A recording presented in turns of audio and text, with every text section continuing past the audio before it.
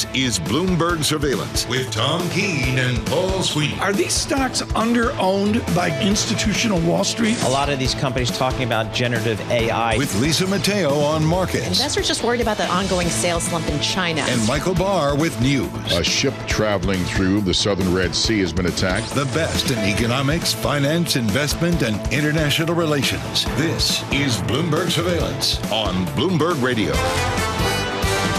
Good morning, everyone. Tom Keene, Paul Sweeney, Michael Barr, Lisa Mateo, and John Tucker with us today on a post-election show. We're going to have important conversation, surveillance conversation around these seismic shifts. This history of this election into the early morning was so much undecided. And Paul, unlike the last 2 days, markets speak. Markets speak, Tom. This is a decisive move here from the political front over the last 24 hours. And we're seeing it in the markets, Tom. S&P up 1.9%.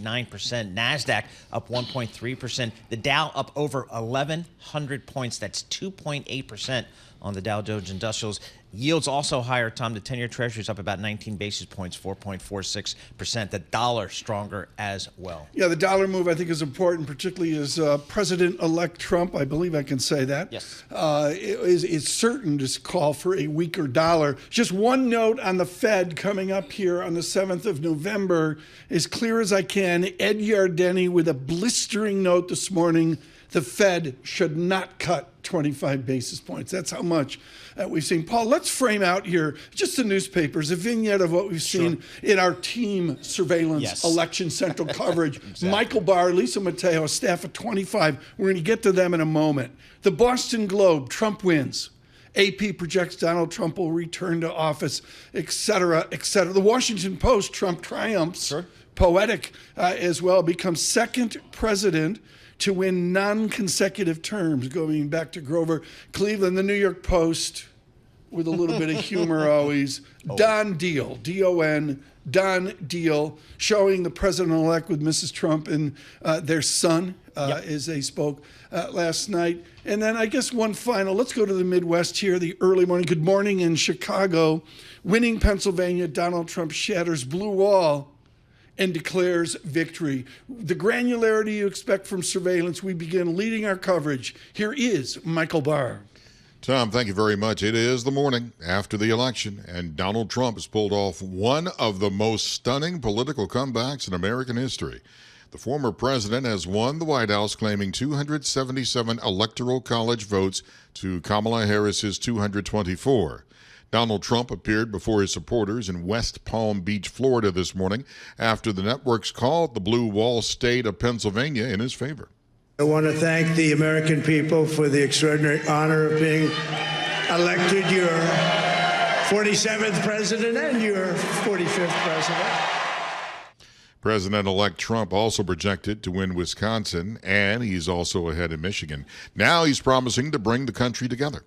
We're going to help our country heal. We're going to help our country heal. We have a country that needs help, and it needs help very badly.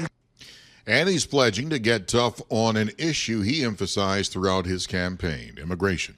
We're going to fix our borders. We're going to fix everything about our country. And we made history for a reason tonight, and the reason is going to be just that. Former President Donald Trump is declaring it a magnificent victory for the American people.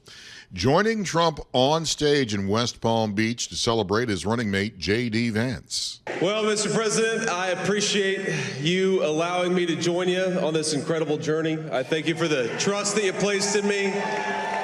And I think that we just witnessed the greatest political comeback in the history of the United States of America. The 40-year-old J.D. Vance is poised to become the third youngest vice president in history. Vice President Harris is expected to address the nation sometime today. Down ballot, Republicans secured control of the Senate, giving the GOP at least 52 Senate seats and control of the upper chamber of Congress for the first time in 4 years. In Ohio, the seat held by Democrat and Senate Banking Chairman Sherrod Brown flipped to Republican Bernie Moreno, who secured more than 50% of the vote.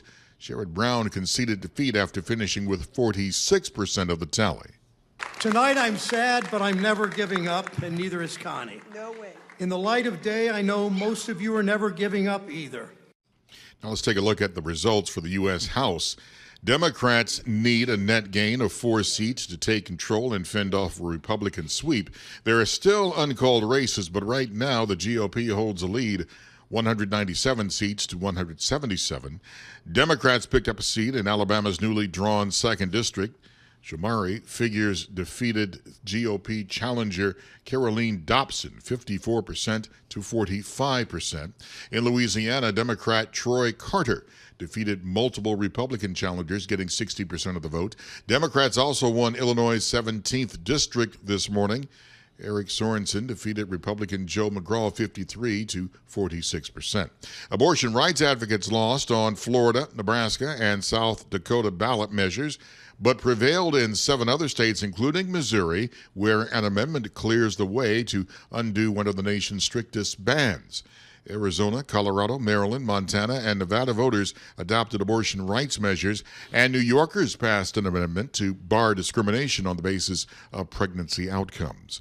There are notable New York races as well, and with more, here's Lisa Mateo. Lisa? All right, we're going to start with the New York U.S. Senate right now. Kirsten Gillibrand, Democrat there, over 58.1% over Michael Sapercone, 41.5% of the vote there. We take it over to the House, and we still have some races too close to call. District 4 is one of them right now. Laura Gillen, she's the Democrat there, 50.9% against Anthony D'Esposito, 49.1%. We still have 98% of the votes counted on that. We'll still keep a look on that.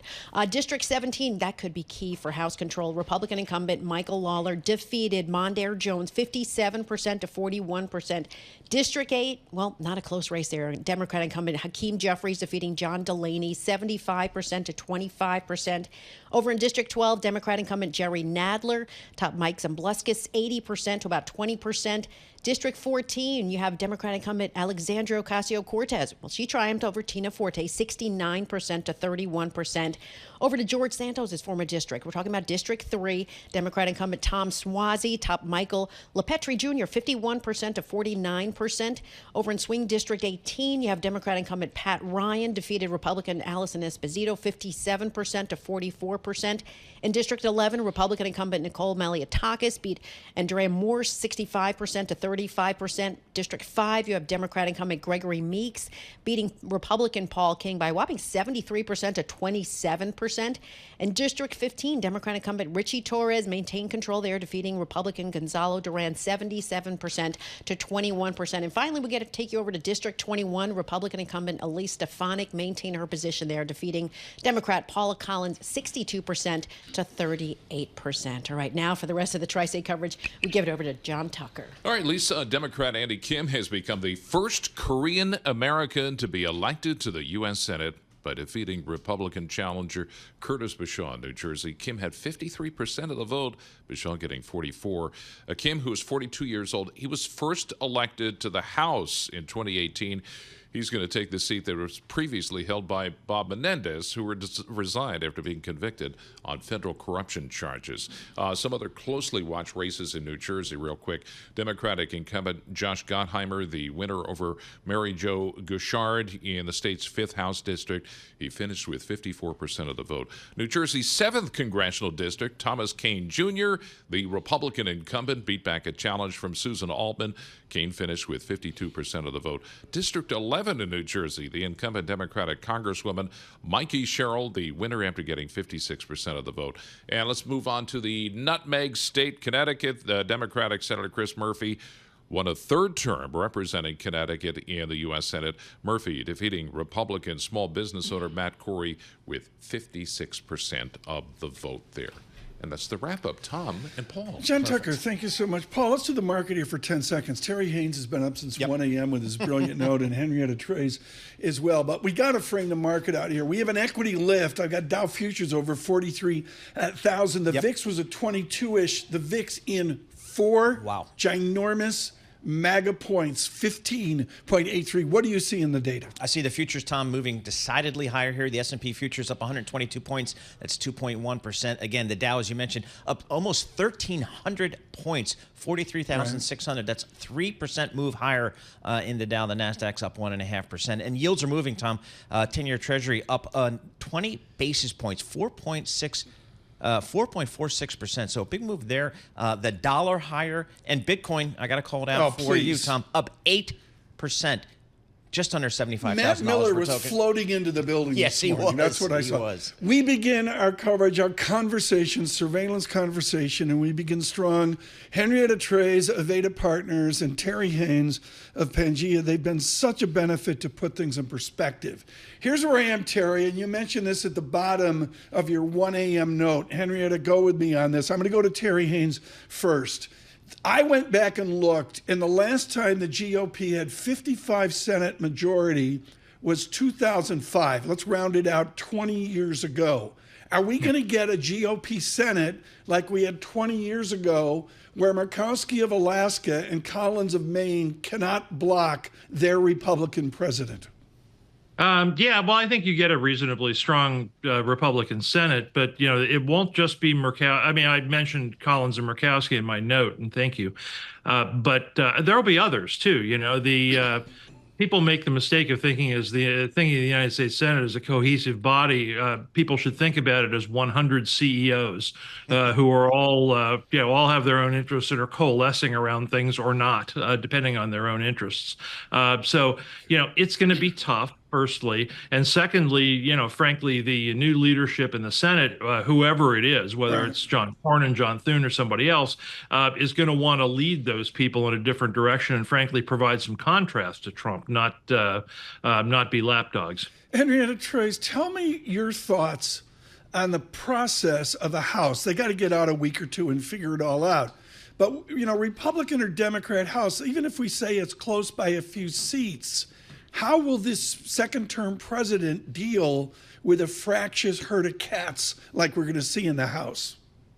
Yeah, it's going to be really, really difficult. I think the surprise of the night is that the House is looking like it could be 219 seats to Hakeem Jeffries, who would be the next Speaker of the House. That is a complete game changer for a whole host of things, particularly on the tax bill. You know, you're not going to get a SALT cap through, which means that you just lost $1.2 trillion worth of revenue. How do you offset that with the desire to extend the TCJA individual rates? You're certainly not going to be repealing the IRA tax credits on the clean energy manufacturing or production side. Maybe you'll repeal the electric vehicles tax credits. But those components are going to be seriously in flux. And the next majority leader, the next speaker, whoever it is in the House, is going to have a very, very hard time on the Republican side corralling what will be, you know, the bare minimum majority. And we've already seen in the last couple of years how difficult that's been for Speaker Johnson, whose job would be even harder next year. Terry, we have President-elect Trump with a strong performance by the Republicans in the Senate. With, you know, a couple of minutes of hindsight here, what did we learn over the last several hours? Well, we learned a couple of things, Paul. Well, one is that should be borne in mind is that the Electoral College is meant to provide exaggerated clarity. I think that's important. You know, Trump's margins moved, according to a Politico analysis this morning, moved about 2% in the 192 counties that he won so far. And, you know, so that's, you know, that was well within the margin of error, but it doesn't take much change to produce that kind of result. I think we learned three things quickly. First, politics is circular. You've got a situation here where, you know, these are people who are the Trump coalition fundamentally are people who were Reagan Democrats in some sense coming home. And I think that's important. Secondly, and you know, like things like J.D. Vance praising the Federal Trade Commission is evidence of circularity of politics. Second, I think the political establishment is lazy. Instead of trying to provide progress for a generation, instead they went off on, and both sides went off on personal attacks, trying to hamstring Trump personally, all these sorts of things. People are tired of it. They want progress. They want movement forward. Thirdly, I think what you see is the social issues issues to some extent washing through the politics and being less important than a lot of us thought that they were even a day ago. Economic issues are now taking front and center, and the economic challenges and how they get dealt with are going to be very different than they have been for the past 40 years. Henrietta Trez, if you're the Democratic Party here today, what's job one here? What do you do here? Find a bumper sticker message that works. I mean, they have to seriously reevaluate the message. I think there's going to be a referendum that says the campaign had door knockers. It was incredibly well financed. They orchestrated a really successful convention. The debate was one. It was not the messenger, although obviously there are issues with the gender divide, and that seems pretty stark from last night. But a real core problem is having a really easily delivered message that Democrats can get across the way that Republicans do. This is great. It's 7:15 a.m. across this nation after the shock of this election. We've got Terry Haynes and Henrietta Trez, and we're already dissecting the future of the Democratic Party. Let's stay on this theme, folks, with these two worthy people. And what we love about them is the conversation and less punditry as well. Terry Haynes, what's the civic process for a party that's shattered, whether it was, McGovern's 72 or the Republicans down in flames to a Democratic majority in the House and Senate for my lifetime, my 40, 50 years or whatever. How does a party that's been defeated pick itself up? Is it the next primary? What's the process?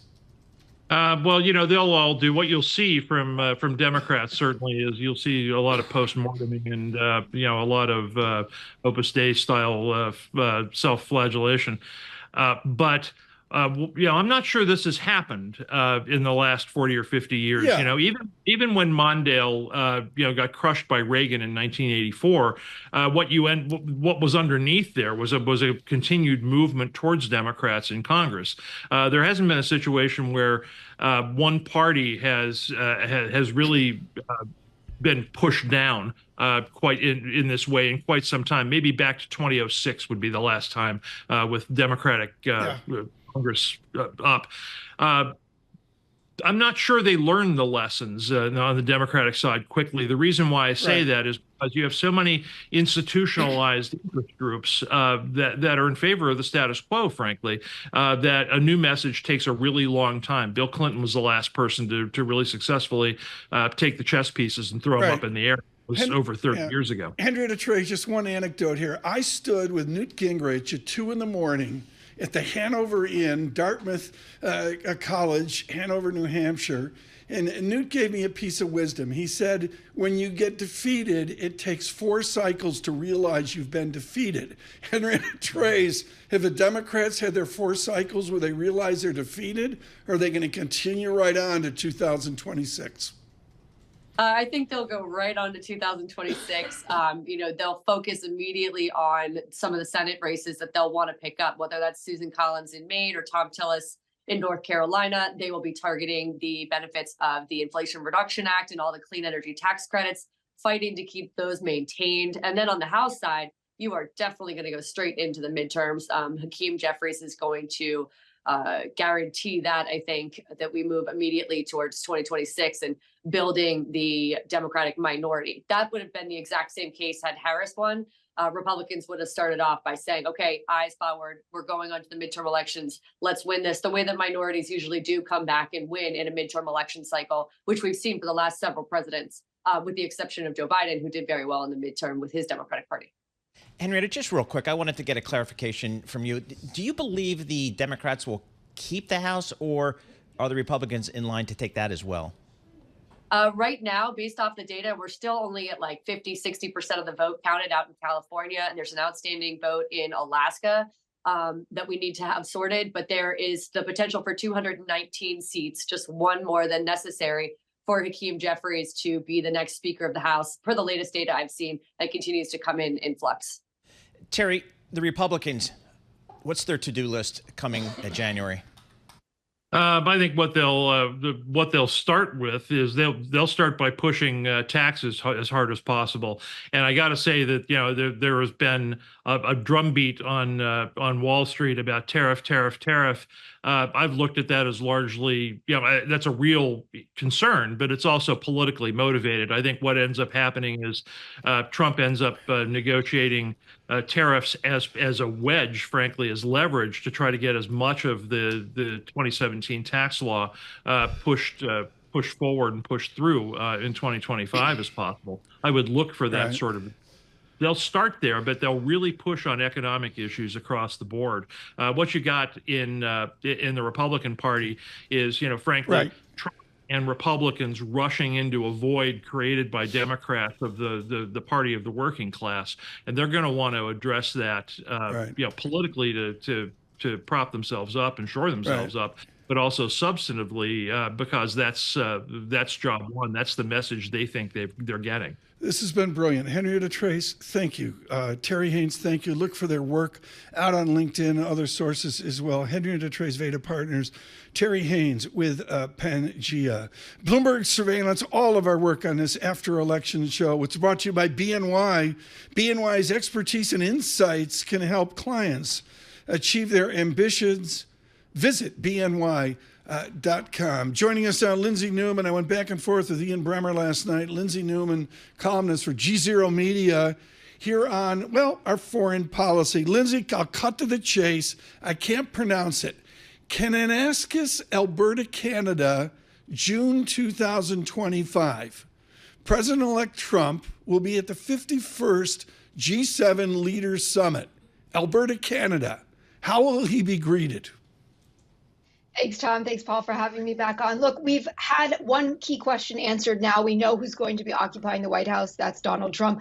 But like a game of whack-a-mole, a host of other questions have come up in its stead, right? Who's going to fill key roles, like in the national security apparatus? Is it going to be Kash Patel? Who's going to be in, what role will Elon Musk play? What role will Robert F. Kennedy play? Will some of this rhetoric that we saw on the campaign trail, how much of it will translate into policy?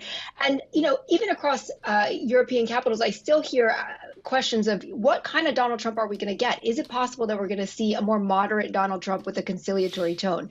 And the memories that still haunt European leaders include those ones that are going to come up at that next G7 or perhaps G8 meeting, as you always say, which is around, are we going to see a U.S. that's bullish on and pulling the U.S. out of its engagements in Europe? They remember being the U.S. coming out of TPP, out of Paris Climate on day one, the threats of tariffs on European automakers, the threats of just pulling the U.S. out of NATO. So those are all going to be topics of questions. And the key question is, what does it mean to be a U.S. ally in Trump 2.0 world? I mean, that's a really important question. But Paul Sweeney, to me, it's that photograph of Mr. Trump leaning over the desk, looking at Angela Merkel X number of years ago. Are we going to get Trump 2 of that? Exactly. How about let's just go right to one of the key issues, I think, on the geopolitical front is Ukraine. How do you think President-elect Trump approaches that? So we know he's been very clear on the campaign trail, right? He's going to meet bilaterally with both sides and try to bring together a deal as soon as possible. He's even somehow said that he could see an end to the war before he steps into office on January 20th, 2025. He has denied that he's had any conversations with Putin in the intervening years since he left office, but said it would have been a smart thing to do.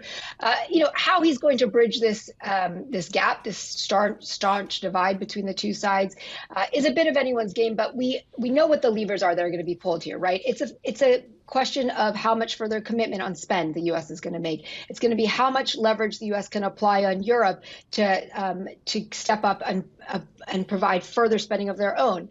And it's this willingness, this pressure point on encouraging Ukraine to be willing to renegotiate these boundaries that obviously have never been willing to do, and that's a strong position. So it's a bit of an open question, but he's been very clear about his intention there. When you look at Eurasia Group and G0 Media's top 10 risks, one of them is, and we're going to see this, President Trump is going to travel. Lindsay, where would you expect or suggest that President Trump should make his first visit to? Well, where he's going to go and where he should go are two different things. I mean, I'm sure if he wants to shore up any trepidation that's being felt very widely across Europe, he should make that trip to Germany, or perhaps Macron would just love it if he visited him in France.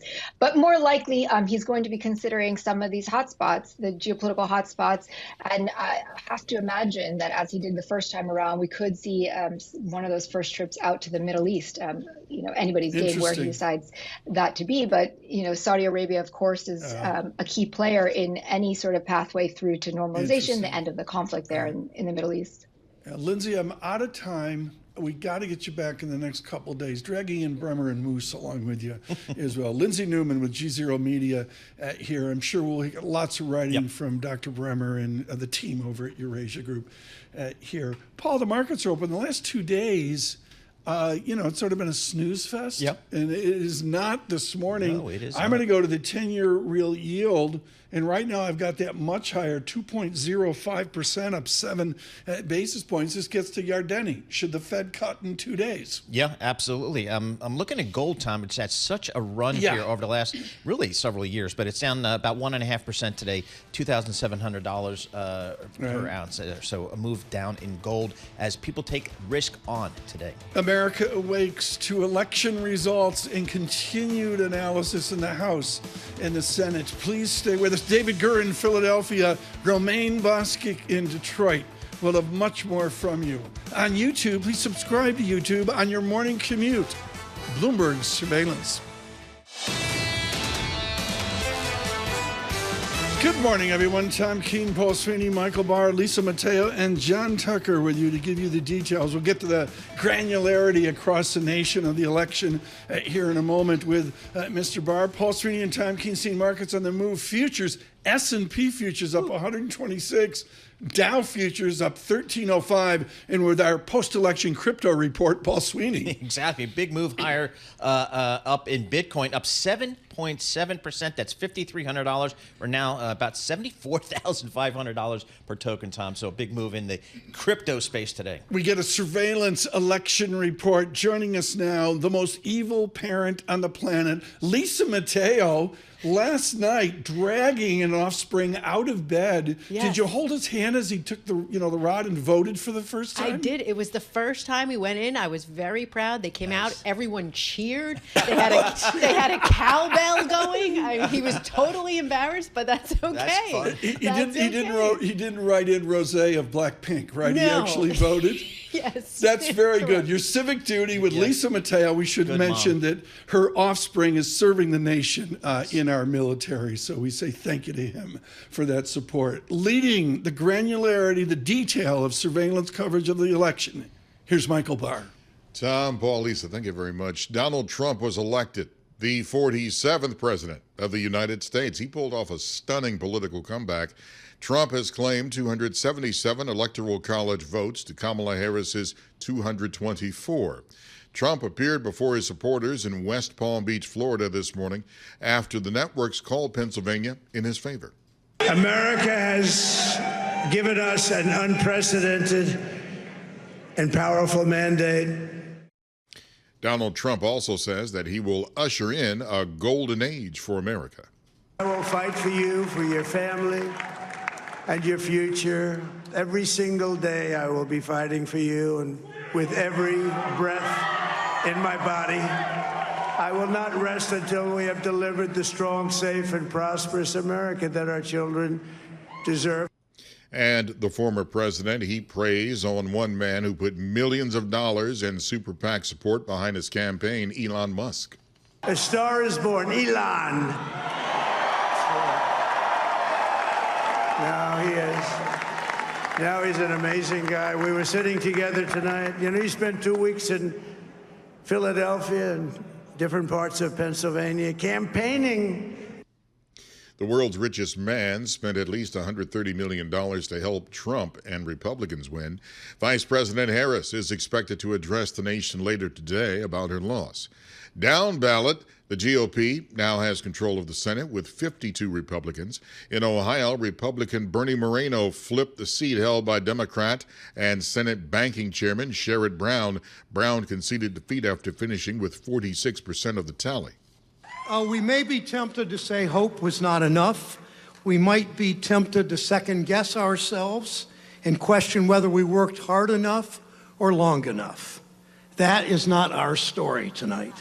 Republican Tim Sheehy, a former Navy SEAL and the founder of an aerospace company, ousted Democrat John Tester in the Montana Senate race 53% to 45%.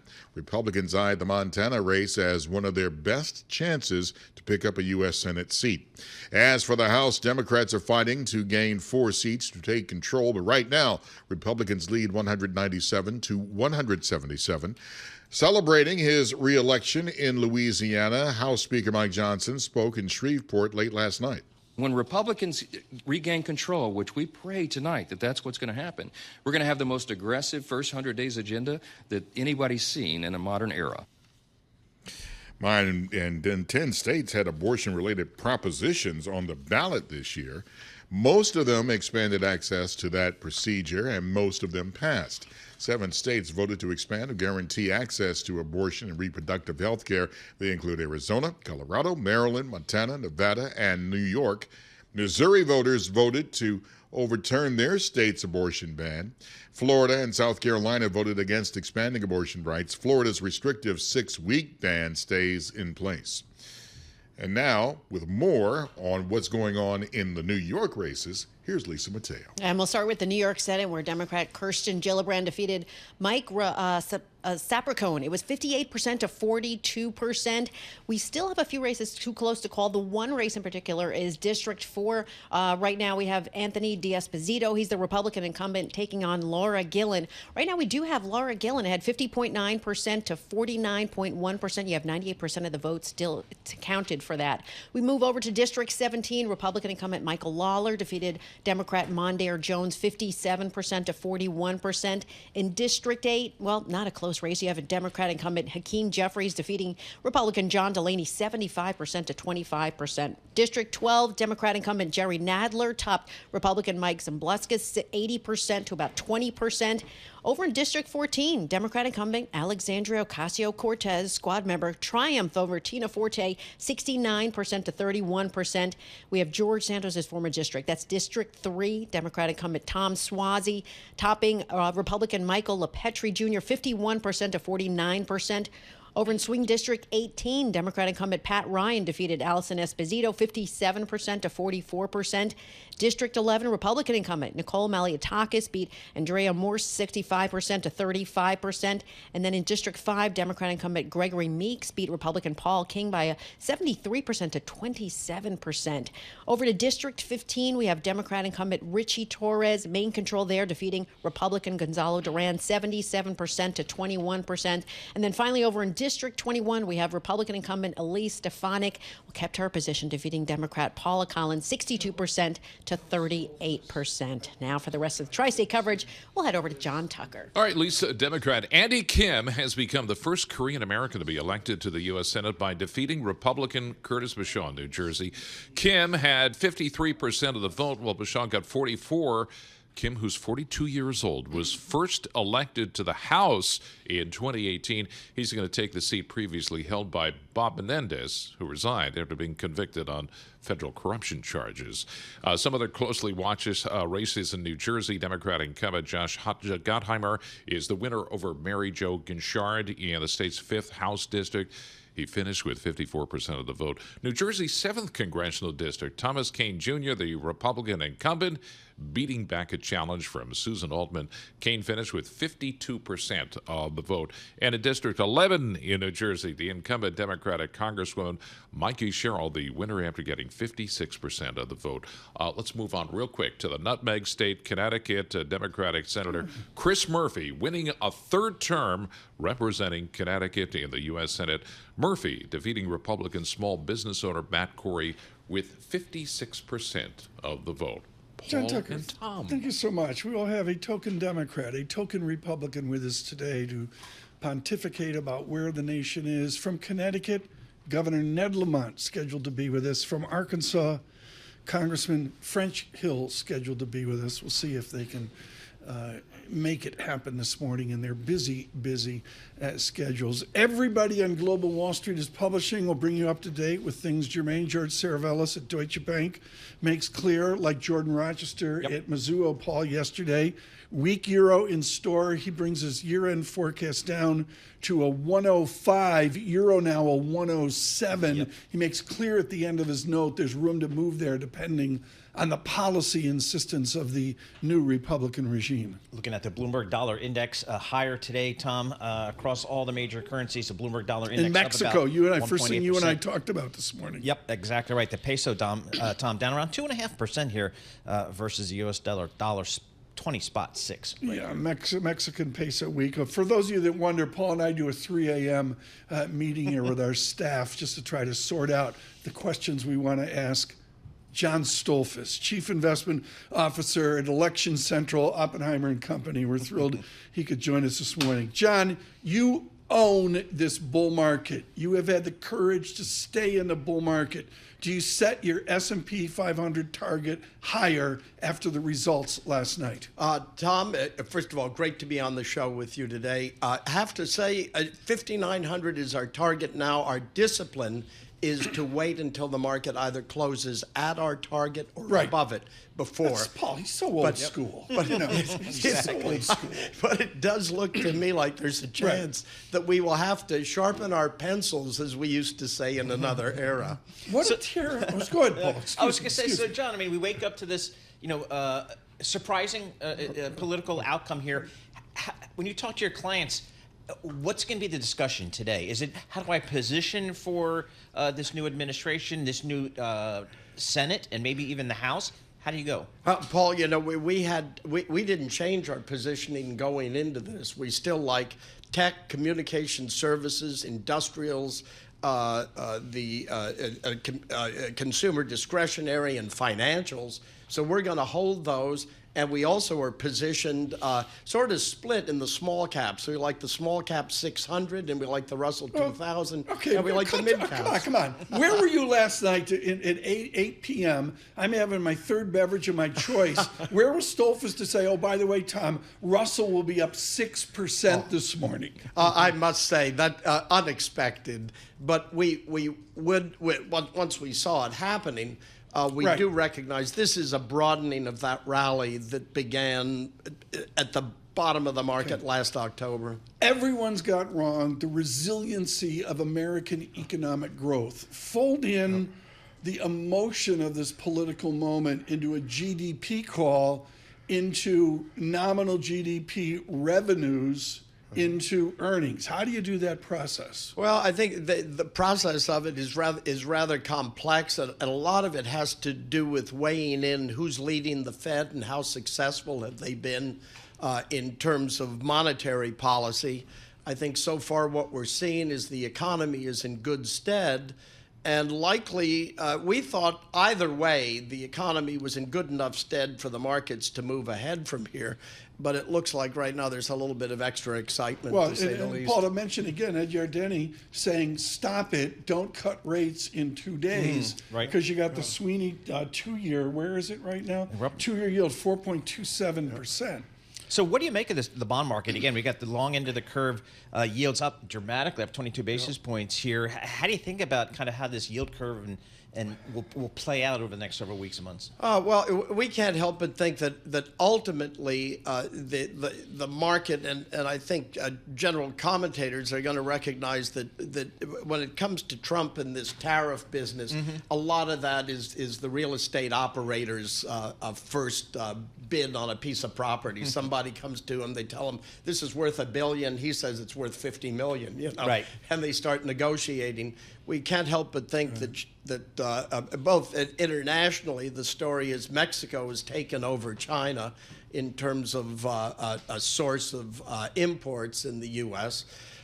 This is, we think it's probably a lot less drama in some areas and more drama in other areas than might be expected.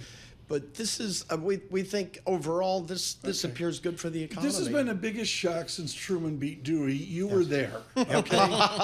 When you get a pop like this, the Dow future's almost 44,000, up 3.2%.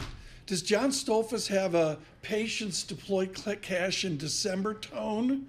Or is it like, let's go get on board, put cash to work now? I think we already are at a point now where we're telling people at this point, you can add to positions. A lot of our clients have been riding this with us for quite a while because, as you know, we've been bullish for quite a while. To say that's an understatement in many ways. But we would think, just realize that you're increasing your cost basis when you add on at this point. But the likelihood, what we've seen in earnings, the EA page on a Bloomberg told us over the weekend that earnings were growing over 8%. Revenue growth was good. We had 3 sectors, as I recall, double-digit earnings growth. Should we do political punditry with John Stolfus? Give it a I think shot. we should. This is, yeah. Based on what you just said, how did Harris lose? I mean, Biden handed her a buoyant John Stolfus economy. What happened? I think really what happened is I think that the Democratic Party had veered too far left, and I think that's what the voters said.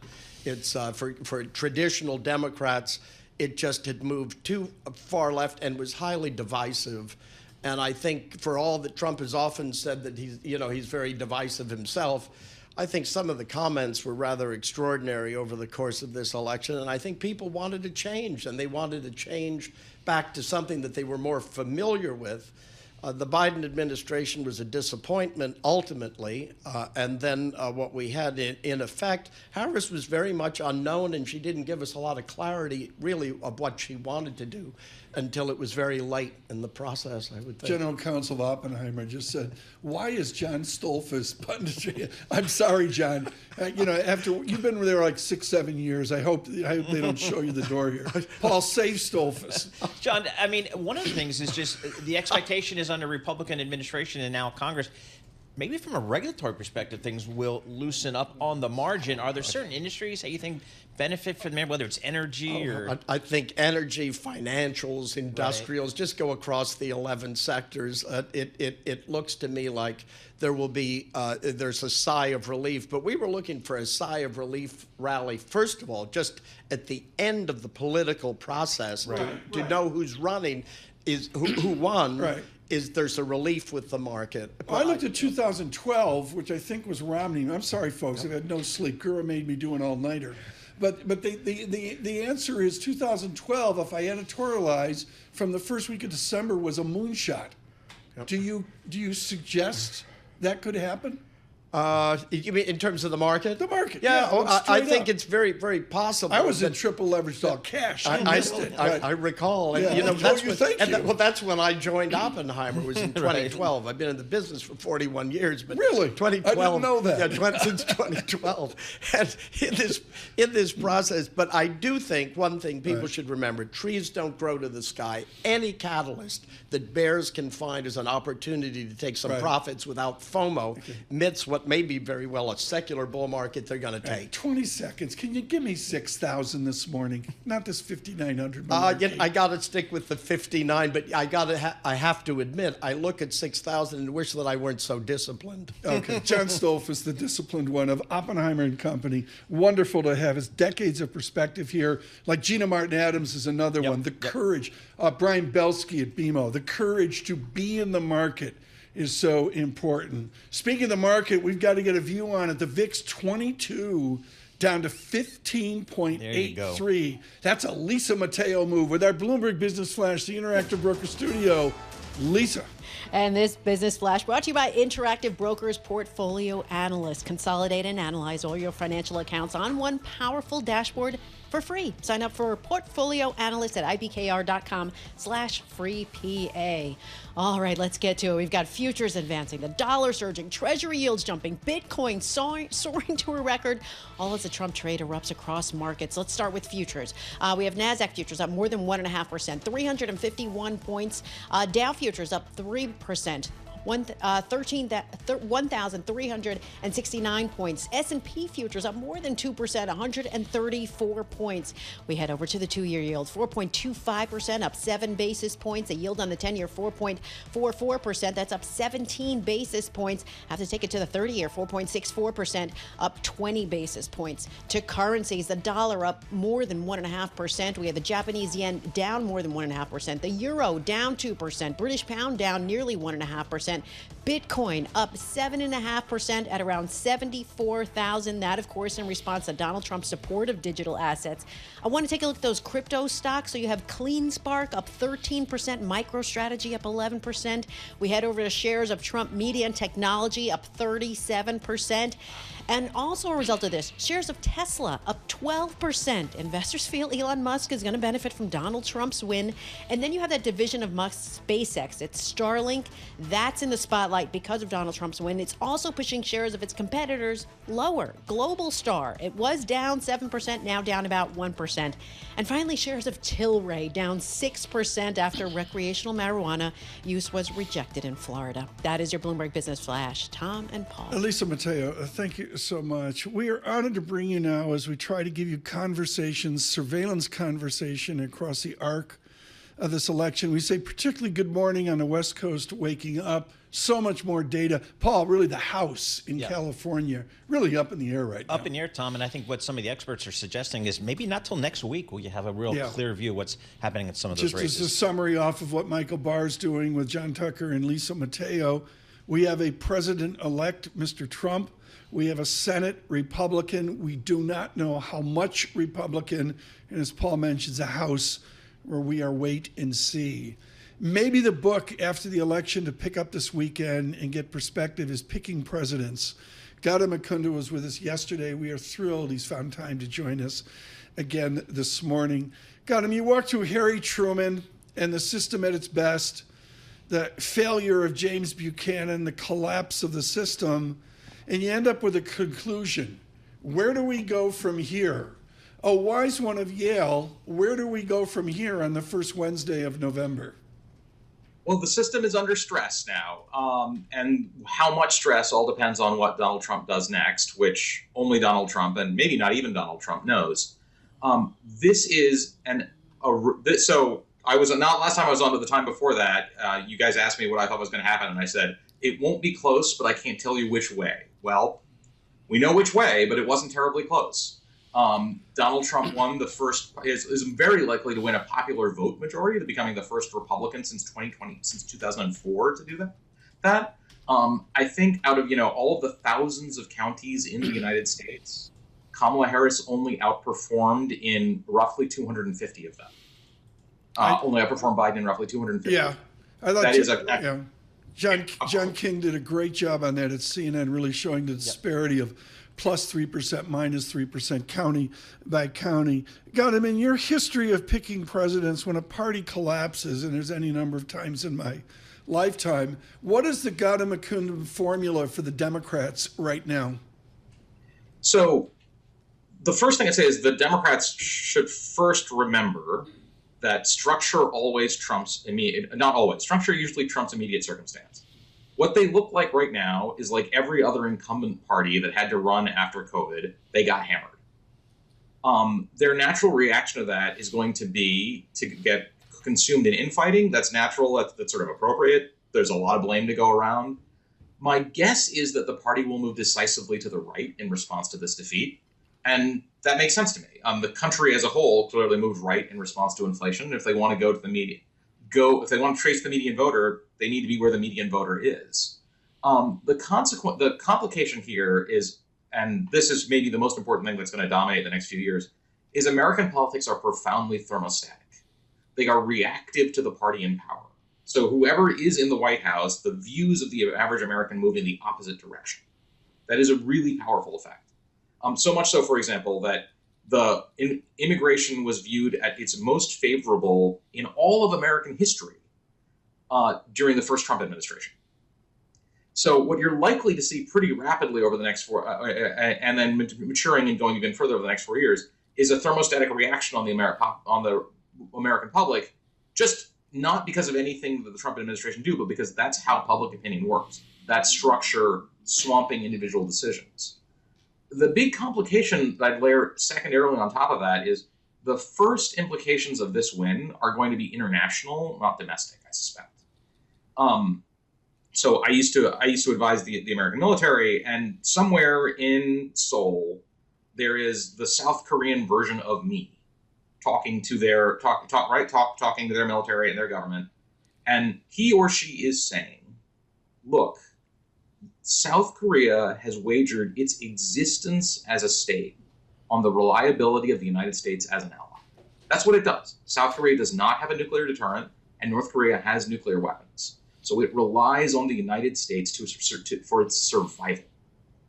If you were a South Korean strategist, could you do that in an era where Donald Trump has been elected president of the United States not once but twice? Yep. I can tell you what I would say, which is that is an act of madness, and we need to acquire nuclear weapons as fast as possible. All right, so Gautam, here we have President Trump reelected. We have a Republican Congress. What do you think the to-do list for the new Trump administration will look like here? No, first we don't know about we have Republican Senate. We don't know about the Congress yet. Correct. So first they're going to staff up. Judging by what happened in the Trump campaign, you should expect people to be surrounded by Trump. The people surrounding Trump to be people who sort of bought into the openly quite authoritarian approach that he took in his campaign. I will take my read on that is this is not the American public's endorsement of that approach. That approach is what kept the election relatively close.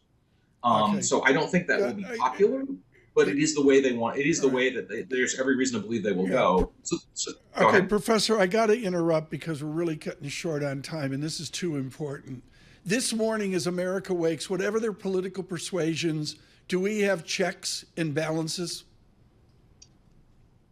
We have a few, but they're pretty weak. The judiciary has demonstrated that they are going to be remarkably compliant to the views of Donald Trump. The Senate, is certainly not just Republican, but is likely to be Republican for a decade, given the breakdown of the seats that have been won.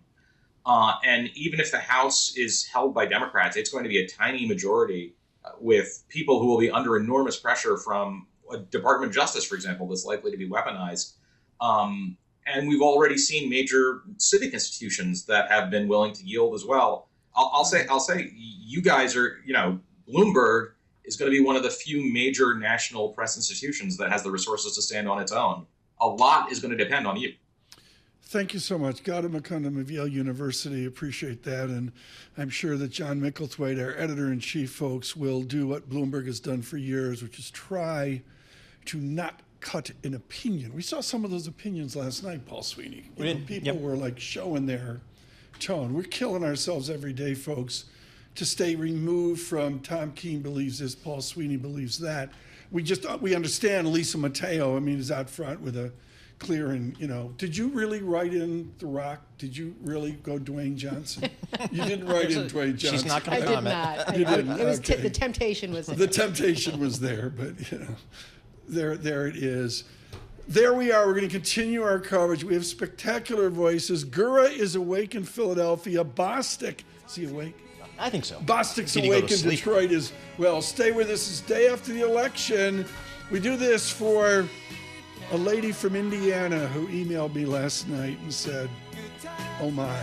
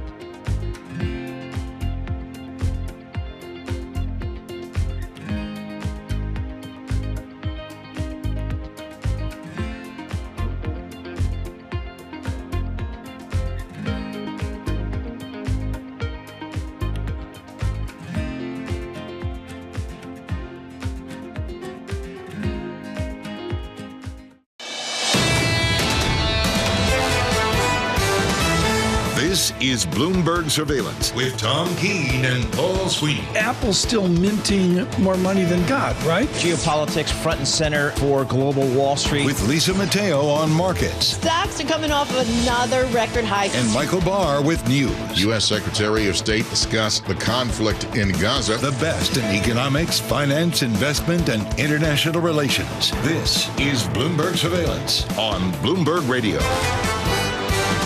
Good morning, everyone. Paul Sweeney, Tom Keene, Michael Barr, Lisa Mateo, and John Tucker. The day after the election, we'll go into our extensive granularity on all the results and the undecided elections. Paul mentioned in California really turned on its head here, and we'll have to see into that today, into the weekend, maybe into next week as well. Great conversations coming up. In this hour, we will speak to the Democrat of Connecticut, Ned Lamont, scheduled to be with us, French Hill of Arkansas, the Republican scheduled to be on later as well. Markets move. I want to do that right now, and then we'll get on to the politics and all that. But I'm sorry, Paul, it's a seismic move. We knew it'd move, but I'm going to suggest, Paul, with small caps up 6.1%. Yep. This is a ginormous move. It's a ginormous move. It's a risk on here this morning, Tom. S&P futures up 2.3%. The Dow, I want to call out the absolute number, up 1,350 points here. We're 43,700. That's up 3% on the day. And the NASDAQ futures up 1.7%. So big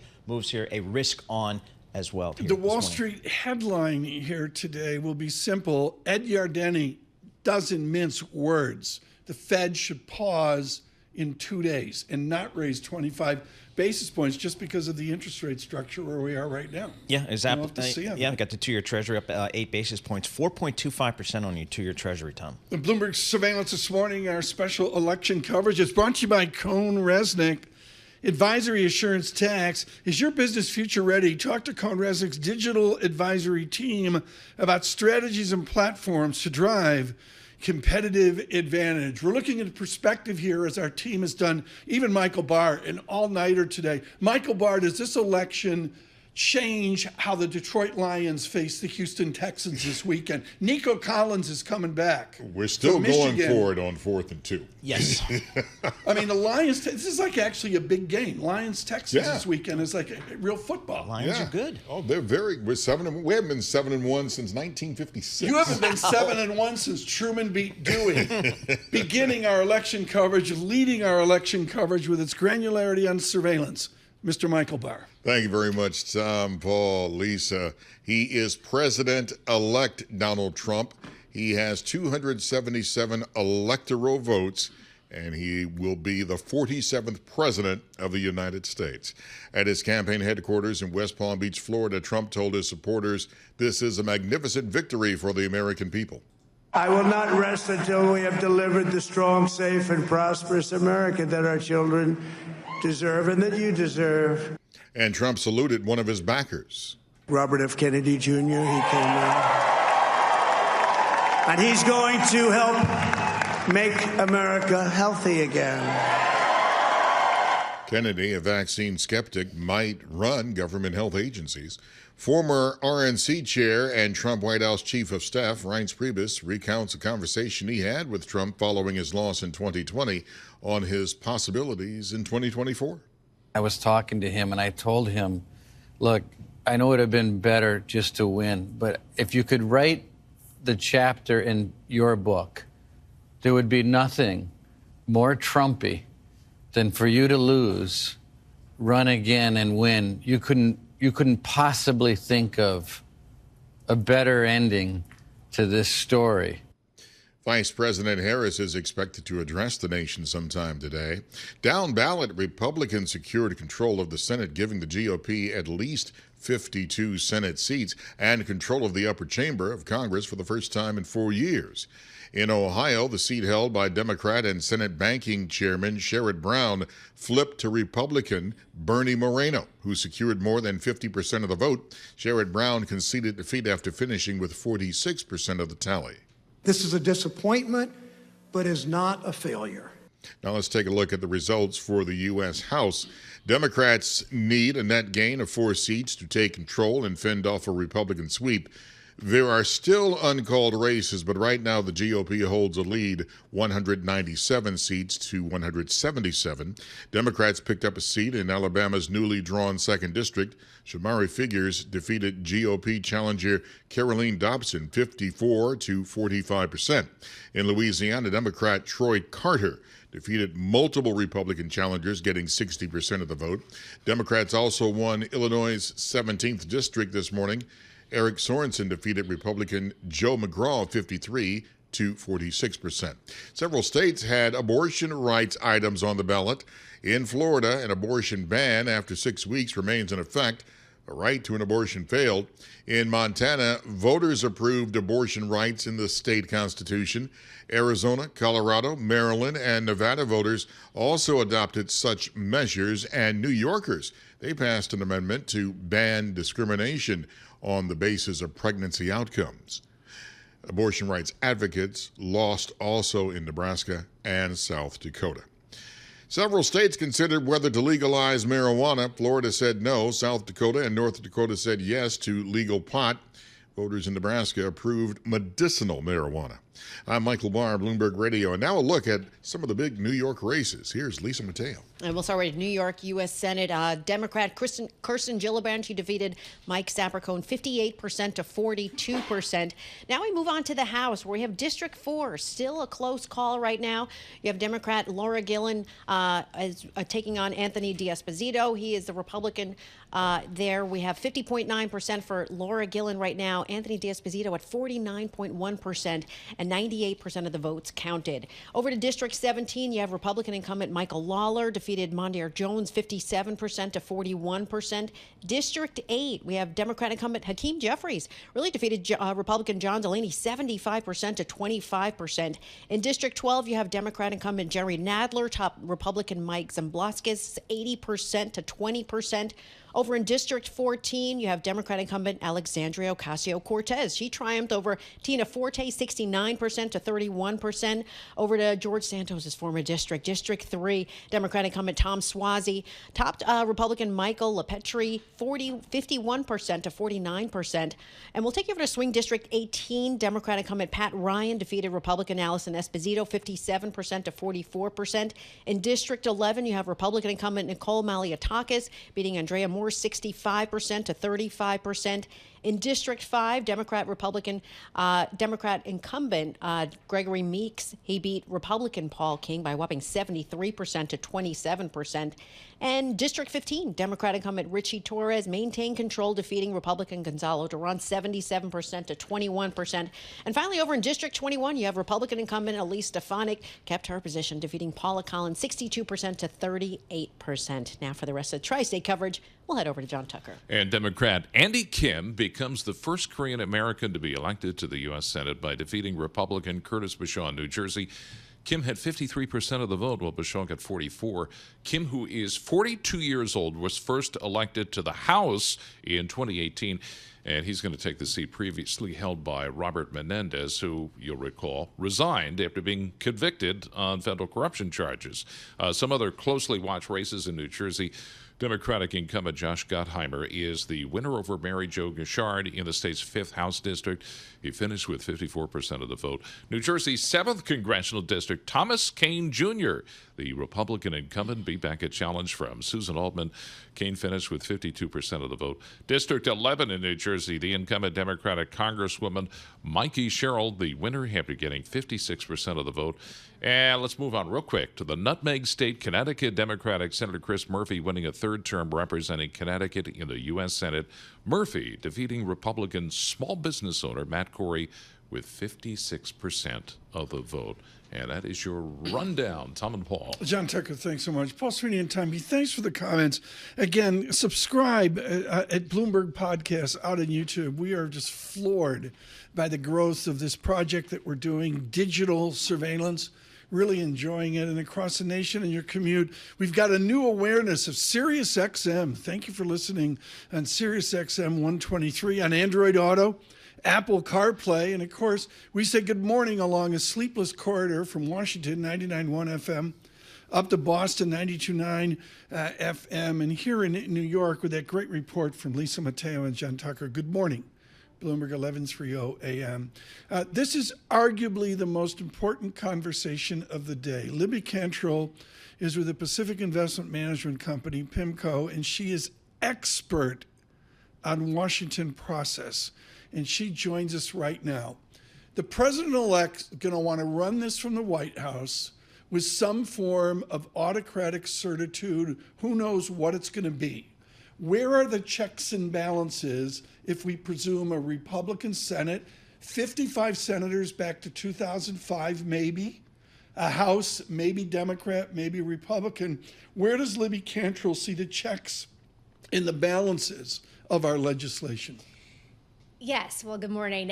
So the Senate looks almost definite that Republicans will have a 53-47 majority, Okay. and then to Nevada and sort of Michigan, depending on how those states are called. So 53-47, a bit of a check, right? You need 60 votes still in the Senate to pass major legislation, except for tax bills, which can be passed via budget reconciliation, which only requires 50 votes. People's eyes glaze over, understandably, but it's actually quite important. Yes, mine just did. Yes, I know, but it is actually quite important. The House, however, looks like it's going to be very close. It will likely be kept in the kind of the Republican column, but maybe they only have one, 2, 3 seat majority. But Libby, but that matters. Within American political punditry, let's go like all the TV networks and that. Yeah. Is our legislation, our law going to be run out of 1600 Pennsylvania Avenue? How do you respond to that? Well, look, I think from an economic perspective, there are many things that Trump can do unilaterally that he's already talked about doing. He will increase tariffs. I mean, I think our view is that this is an ideology of his that has been, for his entire public life. So we're expecting tariffs to go up. Now, how much they go up and what the exact policy looks like, I think, remains to be seen. Immigration, he can do unilaterally in terms of slowing the flow and basically, stopping the border. But outside of that, I think this is really quite important. From you need the Congress. So the bigger majority in the Senate is important. He can get all of his folks confirmed. That's going to be very important for him. But if he doesn't have a bigger majority in the House, he'll be able to pass things for sure. But it's going to be a lot more of a negotiation than I think what maybe the market expects right now. About the financial services industry, talk about an industry that feels that has more than maybe its fair share of regulations. What do we know about the Trump administration and how they view the financial services industry? Yeah, so I think a couple of things, just to, for folks listening. There are a few regulators that Trump can replace basically day one. That's the CFPB, the Consumer Financial Protection Bureau, the FHFA, which oversees Fannie and Freddie, the OCC, and then he can likely nominate the new chairs of the SEC and the CFTC, but that will take time. The Fed, however, it's pretty clear that he cannot do anything with Chairman Powell. So Powell's here to stay at least until 2026 when his term as chair is over. So in terms of putting fingerprints on financial regulation, there are areas where he absolutely can do this sort of day one. But basically everything else in terms of talking about Basel III Endgame, that will take some time. But to be clear here, the direction of travel is clear. There's going to be a softer touch on financial regulation, and that's why financials are cheaper. Libby, please stay with us. Libby Cantrell with us with PIMCO. We're going to come back to Ms. Cantrell here in a moment. Right now, as we have French Hill with us of Arkansas later, we have a Democrat, but he is a unique and different Democrat. How many Democrats really started out as a selectman on the finance committee of their given village and town? Right. His was in the advantage of Greenwich, Connecticut. Joining us now, the governor of the state of Connecticut, Ned Lamont, Democrat. And Ned, an honor to have you on with us today. I'm going to suggest you are a wing of the Democratic political experiment, more conservative. How do you drag your brethren towards the Lamont politics in the next 2 and 4 years? Hey, well, good morning, Tom. Look, it was a wipeout last night, and I hope it's a wake-up call for the Democrats. It was not a wipeout in Connecticut. Not only did our congressional team go back, but we actually picked up Democrats in the legislature, the House and the Senate. I'd like to think we're sort of meat and potatoes Democrats. We balanced the budget, we cut middle-class taxes, we're pretty tough on crime, and you can't get away from your roots. Ned Lamont, I saw last night over at CNN David Axelrod, who some people would say invented Barack Obama. Mr. Axelrod was scathing about East Coast Democratic elites lecturing working class America and saying to them, lecturing them and almost saying to them, someday you can be like us. You fought that your entire life, coming from the advantages you had. How do we get to where Axelrod wants the Democrats to be, which is they don't lecture the working class of America? They voted for Trump yesterday. I think that final couple of days, Kamala should have been in a diner having a cup of coffee and apple pie with a couple of the guys instead of Oprah and Beyonce. But, you know, that said, look, I'm an Ivy League guy. I'm from Greenwich, so I'm hardly the person to say we are going to be the party of the working families. But you got to reach out to people. You got to talk to people. Every day I go to the factory line and make sure people have a sense that we're there for them. You know, Washington, under Biden, there weren't very many business people at all in that administration. Connecticut's led by a business guy. Ned, how do you think Democrats should work with the Trump administration over the next 4 years? Well, the next 2 years, he's going to have the House, the Senate, the White House, and the Supreme Court. My job, Paul, is to, I'm a governor. I've got to work with the president. I can't sit around on the sidelines just getting angry.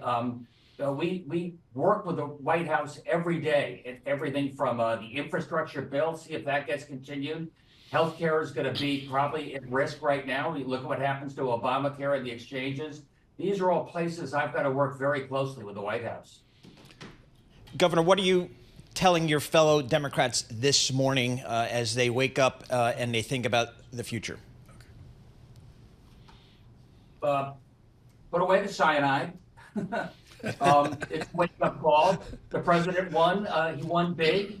He won't be complaining about the outcome and complaining about electoral fraud. I'm pretty sure about that.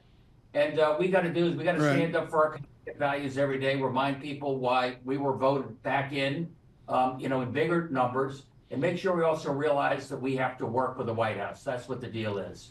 Ned Lamont, you have been a businessman. I mean, I love this. Governor Lamont volunteering at the Warren Harding High School in Bridgeport. For those of you across the nation, Bridgeport is not Greenwich, to cut to the chase.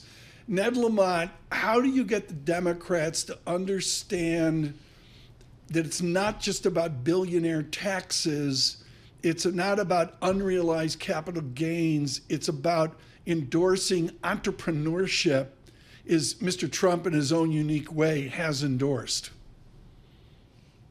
I thought that Kamala was getting there when she talked about the Opportunity Society, less about handouts, more about ladders and allowing people to start their own business and maybe own their own home.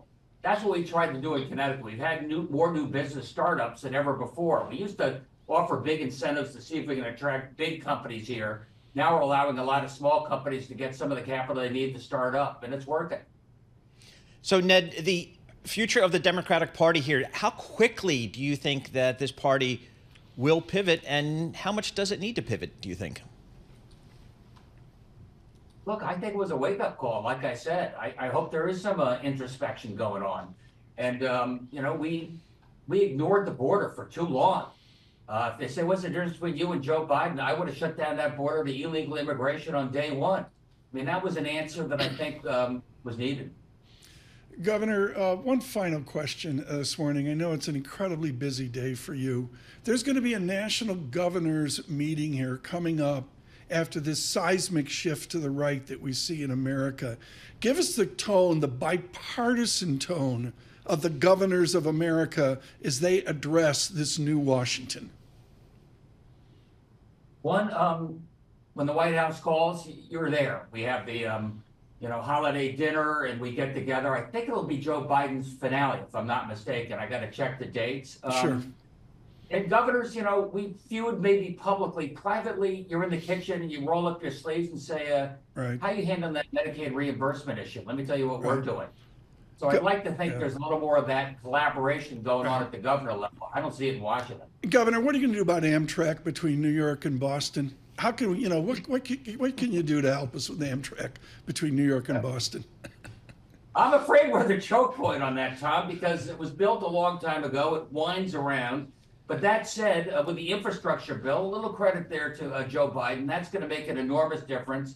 We're straightening out the tracks. We'll never be like Beijing to Shanghai, but we'll be able to get another 30, 40 miles an hour of speed out of this, and that helps. Yeah, Nick Burns is over as ambassador to China, folks, enjoying the trains, the perfect trains of China, while Paul and I are on the Excella going, why have we stopped outside New Haven? Ned Lamont, the Democrat of Connecticut, thank you so much this morning. We welcome all of you across the nation, particularly in Newport Beach, California, and New York, the homes of PIMCO, Libby Cantrell with us as well. Libby, a spirited discussion with the Democrat from Connecticut there.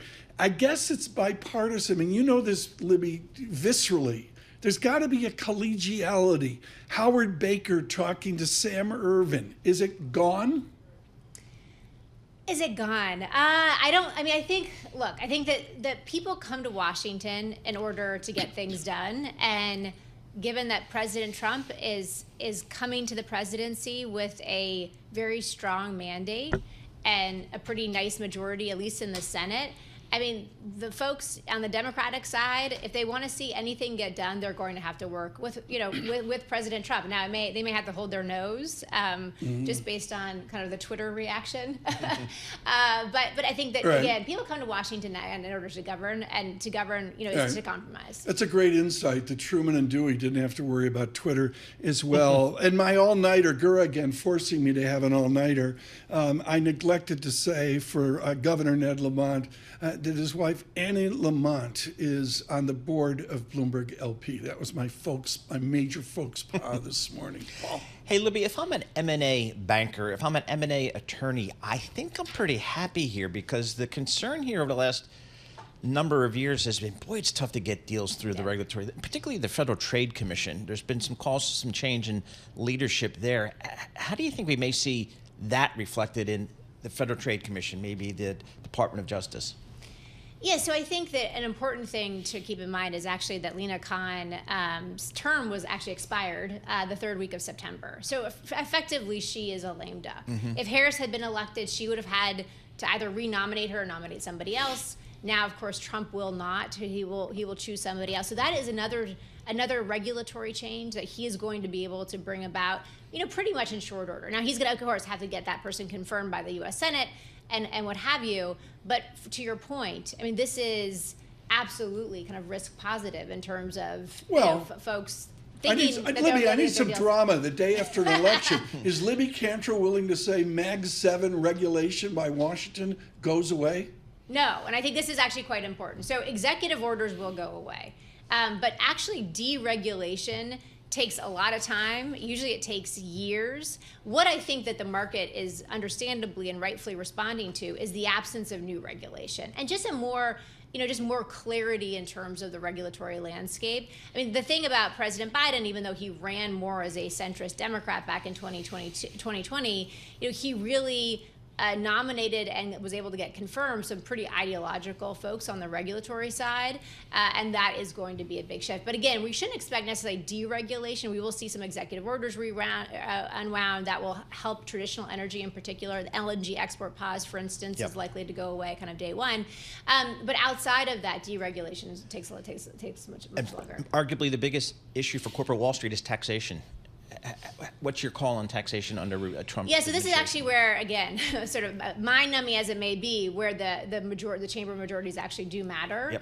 Yep. So, assuming that the Republicans keep the House, they will likely be able to get through an extension of all of the Trump tax cuts on the individual side. Now, remember, there are no expiration on the corporate tax side. So that is likely not going to change. I would sort of fade the idea that it's going to decrease significantly. The deficit's at 6.5%. Unlikely that he's going to be able to get Republican unanimity to do something that actually costs hundreds of billions of dollars. Libby, 38 seconds. John from New Jersey emails in and says, "All I care about is a salt tax." Now Trump did it. He should have voted for Harris then. Right, but the salt tax stays.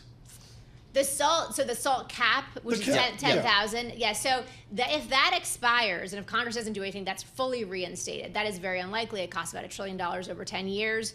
I do think that Trump will have pressure to increase the cap, Maybe it's to 20,000. Maybe it's even higher. Maybe it's to 40,000. So maybe your caller from New Jersey will be happy with that. But in terms of the reinstatement of the SALT deduction, that is very unlikely. It is very expensive. It's about $1 trillion over 10 years. What do yields do in your space? Are yields, inflation yields, worry about the fiscal deficit? Is that a constraint for this political revolution? Is that a constraint for November Washington? 6th? I'm not sure that they understand what a curve steepener is, for instance. So I kind of doubt it. But obviously the bond market is reacting, right? And it's, the bond market is steepening. Now, again, we would have made the argument that regardless of whether it's Harris or Trump, both would have been bad for the deficit. We were looking at high deficits regardless of who won. So we would have said that the curve should have steepened regardless. Libby, come back the next time the Denver Broncos win. Libby Cantrell of PIMCO there, wishing Elway would return at some point.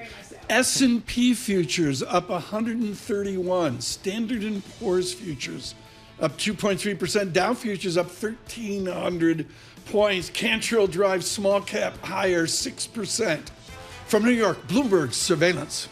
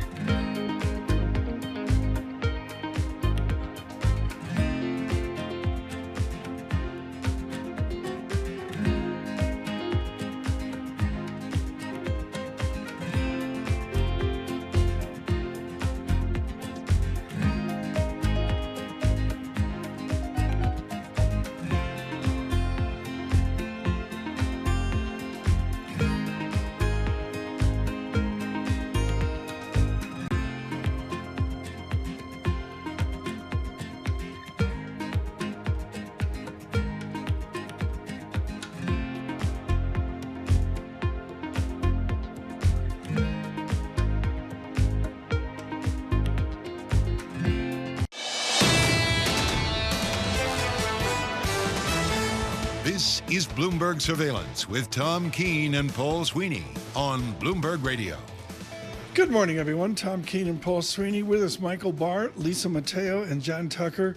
The day after an election, an historic election, I went over the headlines here at the 7 o'clock hour. Here at 8:30, I won't inflict that pain upon you again, but a shock of a nation. Paul, we can't say Republican sweep, can we? We're not there yet. Not there yet. We certainly have the White House and the Senate, but the House. Libby Cantrell said 53 is certain 53. Some people are suggesting maybe as much as 55. We'll see. Then at the House, Tom, as we've been reporting, too close to call, and maybe not till next week. We'll have to see. Futures up 130. Dow futures up 1,300 points, 3.1% on the Dow. Small stocks up 6.2%. The Lori Calvasina index as well. Yields lift 9 basis points on the Sweeney yield, 4.27%, 4.44% on the 10-year. And the 10-year real yield continues to expand out 9 large basis points, 2.06%. Oil down $2. Gold, Paul mentioned earlier, off $69. Paul, the currency market, Mr. Trump is going to inaugurate. He puts his hand on the Bible, walk out and say, okay, I want a weak dollar. That's right where that's going to be. Yeah, we're not seeing it today. We have a stronger dollar here. The DXY index up 1.8%. Good morning, Jordan Rochester, Mizuho, George Saravelis, Deutsche Bank. They model weaker euro with a Trump victory, now weaker to a 107. They're modeling 105-ish. Maybe even 103, I believe I heard one of them say. Our economic indicators this day after the election and every day, brought to you by Commonwealth, supporting more than 2,000 independent financial advisors with 2-to-1 advisor to staff ratio, small firm attentiveness, big advisor impact. Go to commonwealth.com to learn about their consultative support and technology. We are committed to coverage for those of you across the nation. John Tucker will give us tri-state work. Lisa Mateo looking at New York State. Good morning, Bloomberg, 11:30 a.m. But with national perspective, leading our news coverage, Michael Barr. Tom, Paul, Lisa, thank you very much. It is the morning after the election, and Donald Trump has pulled off one of the most stunning political comebacks in American history. The former president has won the White House, claiming 277 Electoral College votes to Kamala Harris is 224. Donald Trump appeared before his supporters in West Palm Beach, Florida this morning after the networks called the blue wall state of Pennsylvania in his favor. I want to thank the American people for the extraordinary honor of being elected your 47th president and your 45th president. Trump is also projected to win Wisconsin. He's also ahead in Michigan. Now he's promising to bring the country together. We're going to help our country heal. We're going to help our country heal. We have a country that needs help, and it needs help very badly. And he's pledging to get tough on an issue he emphasized throughout his campaign, immigration. We're going to fix our borders. We're going to fix everything about our country. And we made history for a reason tonight, and the reason is going to be just that. Former President Donald Trump is declaring it a magnificent victory for the American people. Joining Trump on stage in West Palm Beach to celebrate, his running mate, J.D. Vance. Well, Mr. President, I appreciate you allowing me to join you on this incredible journey. I thank you for the trust that you placed in me. And I think that we just witnessed the greatest political comeback in the history of the United States of America. The 40-year-old J.D. Vance is poised to become the third youngest vice president in history. Vice President Harris is expected to address the nation sometime today. Down ballot, Republicans secured control of the Senate, giving the GOP at least 52 Senate seats, according to the Bloomberg website, and control of the upper chamber of Congress for the first time in 4 years. In Ohio, the seat held by Democrat and Senate Banking Chairman Sherrod Brown flipped to Republican Bernie Moreno, who secured more than 50% of the vote. Sherrod Brown conceded defeat after finishing with 46% of the tally. Tonight I'm sad, but I'm never giving up, and neither is Connie. No way. In the light of day, I know most of you are never giving up either. Let's take a look at results for the U.S. House now. Democrats need a net gain of 4 seats to take control and fend off a Republican sweep. Now, there are still uncalled races, but right now the GOP holds a lead, 197 seats to 177. Democrats picked up a seat in Alabama's newly drawn 2nd District. Shamari Figures defeated GOP challenger Caroline Dobson, 54 to 45%. In Louisiana, Democrat Troy Carter defeated multiple Republican challengers, getting 60% of the vote. Democrats also won Illinois' 17th district this morning. Eric Sorensen defeated Republican Joe McGraw, 53 to 46%. Abortion rights advocates lost on Florida, Nebraska, and South Dakota ballot measure, but prevailed in 7 other states, including Missouri, where an amendment clears the way to undo one of the nation's strictest bans. Arizona, Colorado, Maryland, Montana, and Nevada voters adopted abortion rights measures, and New Yorkers passed an amendment to bar discrimination on the basis of pregnancy outcomes. There are notable New York races as well, and with more on that, here's Lisa Mateo. And we'll start with the New York Senate, where Democrat Kirsten Gillibrand has defeated Republican Mike Sapercohn, 58% to 42%. We also have a place where we saw a flip in party control. That's District 19. Democrat Josh Riley defeated incumbent Marcus Molinaro. It was a close race, 50.5% to 49.5%. Still too close to call, though. District 4, where Anthony D'Esposito, the Republican incumbent, taking on Laura Gillen, the Democrat there right now. We do have Laura Gillen up 50.9% to Anthony D'Esposito, 49.1%, and about 98% of the votes have been counted there. Over to District 17, Republican incumbent Michael Lawler defeated Mondaire Jones, 57% to 41%. In District 8, we have Democratic incumbent Hakeem Jeffries really defeating Republican John Delaney, 75% to 25%. District 12, Democrat incumbent Jerry Nadler, top Republican Mike Zamblaskis, 80% to 20%. Over in District 14, Democrat incumbent Alexandria Ocasio-Cortez. Well, she triumphed over Republican Tina Forte, 69% to 31%. And George Santos' former district, District 3, Democrat incumbent Tom Suozzi, topping Michael LePetri Jr., 51% to 49%. Over to swing District 18, we have Democrat incumbent Pat Ryan defeating Republican Allison Esposito, 57% to 44%. In District 11, you have Republican incumbent Nicole Maliotakis beating Democrat Andrea a more 65% to 35%. In District 5, Democratic incumbent Gregory Meeks beat out Republican Paul King by 73% over to 27%. And District 15, Democratic incumbent Richie Torres maintained control there, defeating Gonzalo Duran 77% to 21%. And finally, over in District 21, Republican incumbent Elise Stefanik kept her position there, defeating Democrat Paula Collins 62% to 38%. Now for the rest of the Tri-State coverage, let's head over to John Tucker. All right, least Democrat Andy Kim has become the first Korean American to be elected to the U.S. Senate by defeating Republican Curtis Bashaw in New Jersey. Kim had 53% of the vote, Bashaw receiving 44%. Kim, who's 42 years old, first elected to the House in 2018. He's going to take the seat previously held by Bob Menendez. You know what happened to him. He resigned and being convicted on federal corruption charges. Some other closely watched races in New Jersey. Democratic incumbent Josh Gottheimer is the winner over Mary Jo Gauchard in the state's 5th House District. He finished with 54% of the vote. New Jersey's 7th Congressional District, Thomas Keene Jr., the Republican incumbent, beat back a challenge from Susan Altman. Keene finished with 52% of the vote there. District 11 in New Jersey, the incumbent Democratic Congresswoman Mikey Sherrill, the winner after getting 56% of the vote. And let's move on to the nutmeg state in Connecticut. Democratic Senator Chris Murphy winning a 3rd term representing Connecticut in the U.S. Senate. Murphy defeating Republican small business owner Matt Corey with 56% of the vote. Tom and Paul. High point of the day on Sean Tucker. Libby Cantrell Pimco suggesting on the salt cap that it would be a compromise to lift it from 10,000. Yeah, I think they're just going to raise the cap maybe to from 10,000 to $10,005. Every little bit cover helps. about a third. Yeah. Thank you. John Tucker, Lisa Mateo, Michael Barr, thank you. We've been doing this through the show this morning to all of you on your American commute.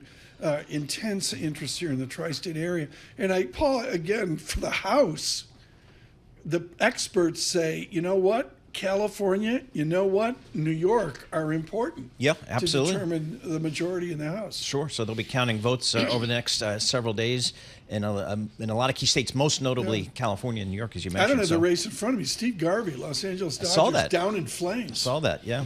You know, it didn't work California, out. yeah. But there we are as well.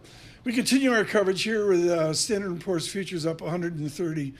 Dow futures up 1,300. Chivarone always wants me to have some important data. Steve Chivarone joins from Federated Hermes right now. Steve, I'm looking at November of 2016 when people were shocked, like, who is this guy? The Dow was like 17,000, 18,000. Since November of 2016, we're up 144%. 11.8% per year. Does that vector with a pandemic in the middle of it, does the market really care about politics, or the linkage of the two is at a fault? Tom, if we've said it once, we've said it a million times, the line moves up and to the right. That's what markets do over time. As long as you are engaging in population growth, if you're having babies and you're making new things, the stock market moves up and to the right. And so I don't think there's any difference here in this election outcome. Where I do think the market cares, though, is which parts of the equity market move furthest up and to the right. And I think what we're seeing here is that this is a story, well, we don't know that we have a red sweep yet, but in a heavily Republican government, it looks like small caps, old economy, cyclicals are the big winners here. Paul Russell up 6.4%. Yep. Lori Calvasina, second bottle of champagne this morning. Exactly right. Steve, so as you think about global asset allocation at Federated Hermes, what changed today versus yesterday, do you think? Well, I mean, we were making changes several weeks ago. Okay. Our view was, so the map today, and shout out to our macro team, especially Tom Tomchak, who does a lot of our political analysis, but this map looks very similar to the map that we were anticipating. And in particular, we thought that there were asymmetric payoffs. We thought that if you had a Harris victory, you might see small caps underperform a little bit, but if you had a Trump victory, you might see them outperform quite a bit. And so we increased our equity overweight about 2-3 weeks ago, and it was in small cap value on the idea that you'd get a steeper yield curve coming out of a Trump victory and a big push for small caps. Okay, here's the script. Paul, correct me if I'm wrong. Trump wins. The end of trade as we know it tariffs up by magnitude decisions, all of this stuff decided off the Oval Office desk, Congress having nothing to do with it. The world's going to come to an end, go to cash. Shivon, discuss. This is not the time for the triple levered cash fund, Tom. As much as I know you're waiting for that. It's in registration for an ETF. I get it. I get it. Tunis is on the board. We want to make sure it's tax efficient. Look, no, I think here's the story: is you've had an economy that's been built at the altar of efficiency. You had companies that left high labor cost jurisdictions, moved overseas, and could do so because of advances in telecommunication and supply chains. As you look out today, AI, robotics, offers the opportunity to be back in higher labor cost jurisdictions. The problem for the U.S., if you want to rebuild an industrial base, is it still makes more sense to nearshore than onshore. And so the threat of tariffs are designed, we think, and this is what Wall Street's looking through, not to be implemented broadly, but instead to say, if you're going to relocate from China, make sure it's in Alabama, not Mexico. And that, I think, is the play here. It's a push to try to get foreign direct investment in the United States and capital deepening. If that pays off, that'd be really positive. If it doesn't pay off, then you're going to get a little bit of inflation. So this is important. Dominic Constam joining us for our Fed coverage here in 2 days with Mizuho. Constam wrote the Market Wall Street Bible on capital deepening. Do you see a Republican near sweep or sweep is capital deepening for America? Yeah, that's what they're pushing for. I mean, the corporate tax cut was the first element of that. We see today, post that tax cut, that manufacturing construction as a percentage of GDP is the highest it's been in over 40 years. Yeah, but they're going to say Biden did that.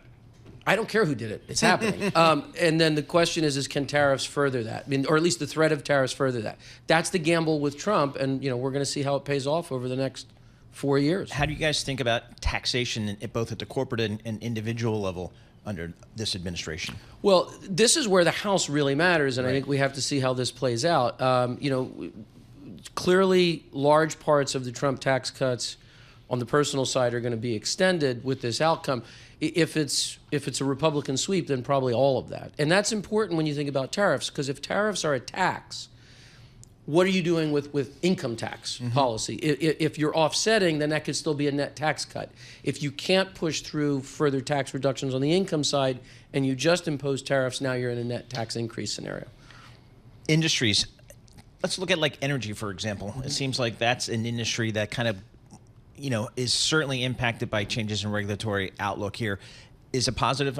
If so, how positive for the energy space here in the U.S.? So I don't mean to bait and switch on you there, but I think where you really want to focus is in financials. Okay. Right? If you're waking up this morning and you're looking at financials, you have a steeper yield curve, and you have a steeper yield curve, importantly, with long rates that are up, meaning that they can lend at a rate greater than they could yesterday, but because of a steeper yield curve, have a better net interest margin outlook. And then when you think about deregulation, I think they're the biggest beneficiaries. That's why we went overweight small cap value, because it dominates that index, and we thought that would be the big winner. You're right on it, Steve. I'm looking at Bank of America this morning, J.P. Morgan, all up about 6% here today, so presumably good for the big financials here.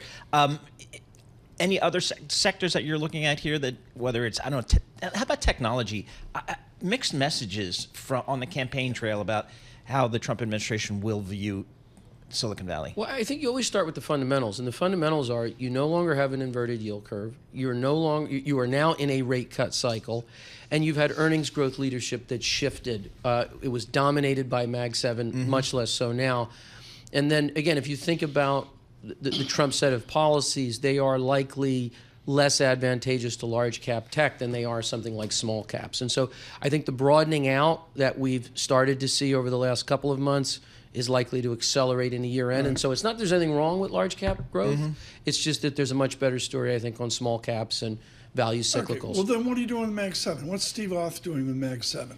So, look, we've been underweight. We're 2 points underweight large cap growth relative to our kind of benchmark weights. And that capital has gone again to small caps, both growth and value, and value cyclicals in the large cap space. Steve Shivon, thank you so much. He's with Federated Hermes with some really great perspective, particularly on allocation as well. Futures up 123 points. That's S&P futures. The VIX in almost 5 big figures. It's a post-election shift from an angst of 22 to a Mateo Nirvana of 15.87. With our interactive brokers, Bloomberg Business Flash. Here's Lisa Mateo. Yeah, we've got futures rallying. We've got yields rising, Bitcoin soaring, markets still digesting Donald Trump's presidential victory. Right now, we'll start with NASDAQ futures up more than 1.5%, 355 points. Dow futures up nearly 3%, 1,228 points. S&P futures up about 2% at 124 points. The bond market, the 2-year yield, 4.26%, up 8 basis points. The yield on the 10-year, 4.44%. That's up 16 basis points. And we'll go to the 30-year, 4.63%. That's up 19 basis points. I want to point out currency. The dollar up more than 1.5%. The Japanese yen down about 1.5%. The euro down 2%. British pound down nearly 1.5%. We have Bitcoin up nearly 7% at around 73,000. Taking a look at a few other crypto-related stocks, we have Mara Holdings up 9%. CleanSpark up about 12%. We go to shares of Trump Media and Technology up 25%, and shares of Tesla up 12%. 12% investors feel Elon Musk is going to benefit from Donald Trump's win.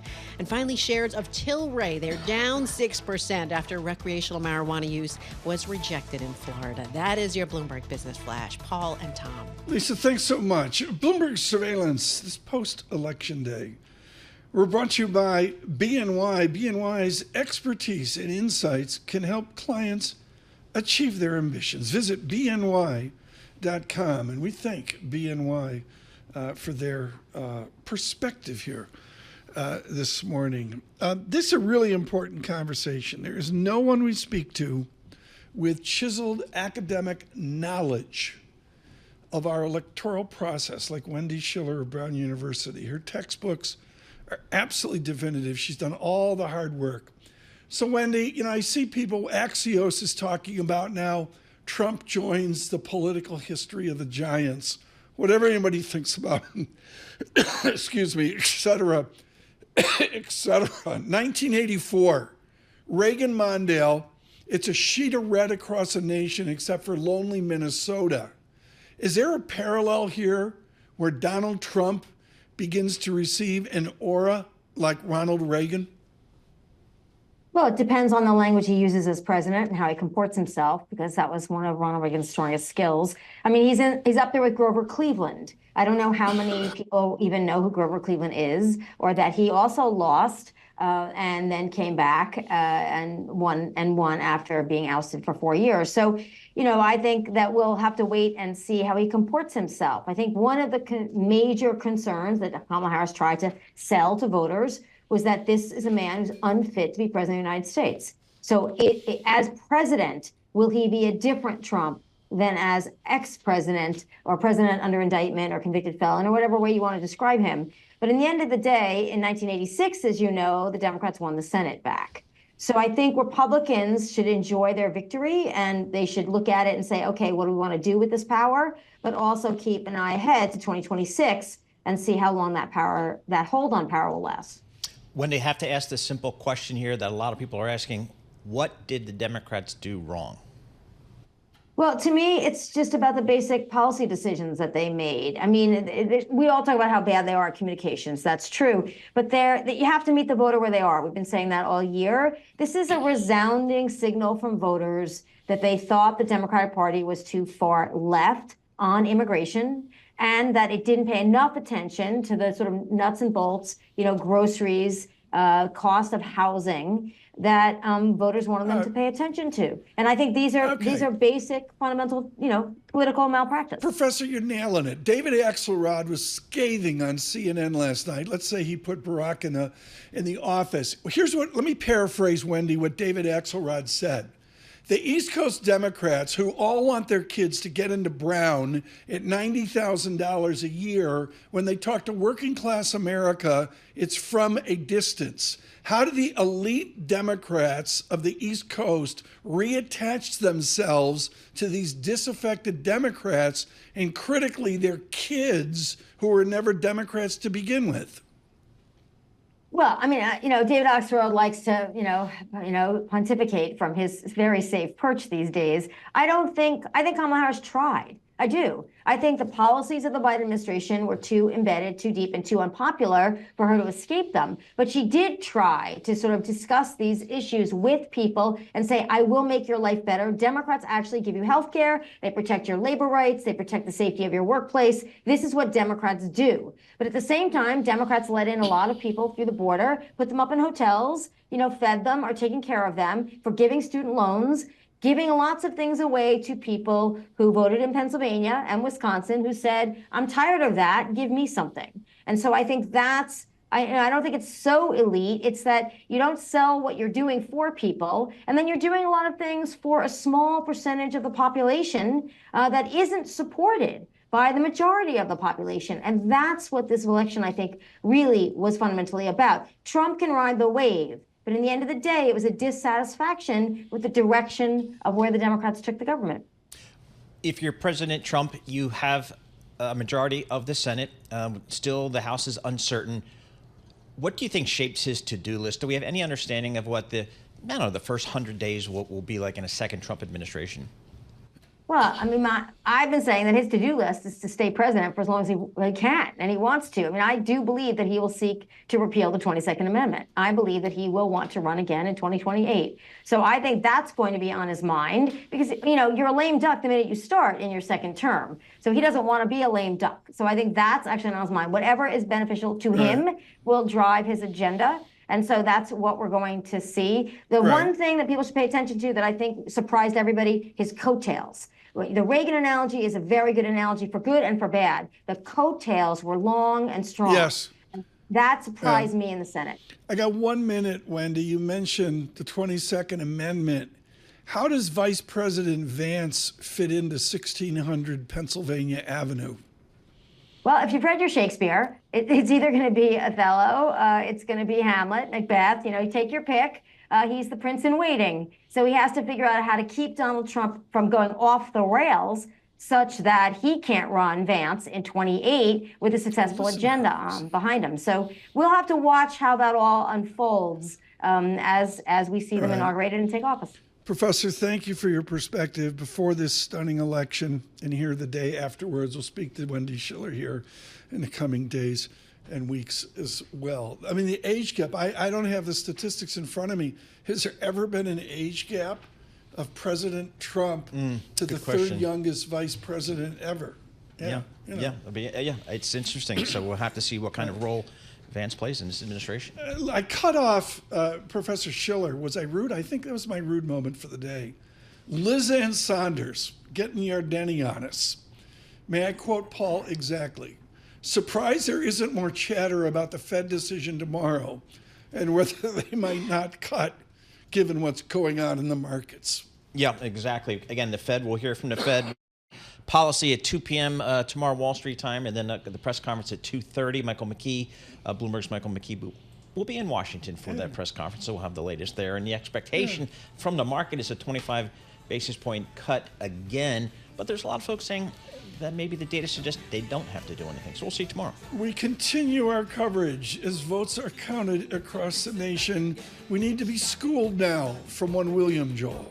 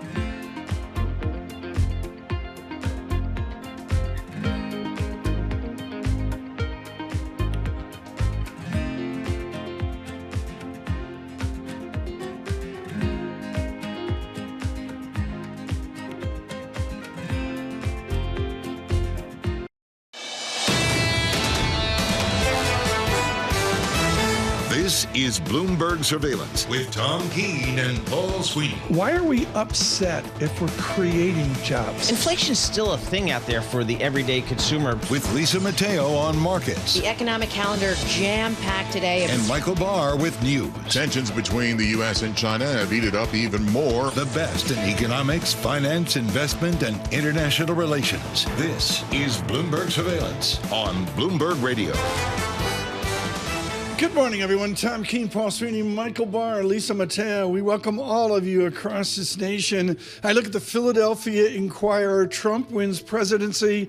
The president-elect defeats Harris in decisive victory. Casey and McCormick remain uncalled. We'll go to David Gurr in Philadelphia in moments. And then I go over to the Detroit Free Press. The election second. The headline is Detroit Lions 7-1. Beneath that headline is Trump reclaims White House. Donald Trump wins presidency in stunning political comeback. And may I note the Democrats held the 8th district, a very ill Dan Kildee. We send him our thoughts. He's been a good supporter of surveillance over the years. Romaine Bostick and David Gurr with us in moments. Futures, S&P futures up 118. Dow futures up a Romaine Bostick 1,200 points. The VIX craters 22 to 15.87. Look to the close this afternoon. Yes. For interpretation. Okay. The VIX. Carol Master. 22. Carol Master, and, Tim and the rest. And, we'll have to see. Dollar's stronger. That's a key item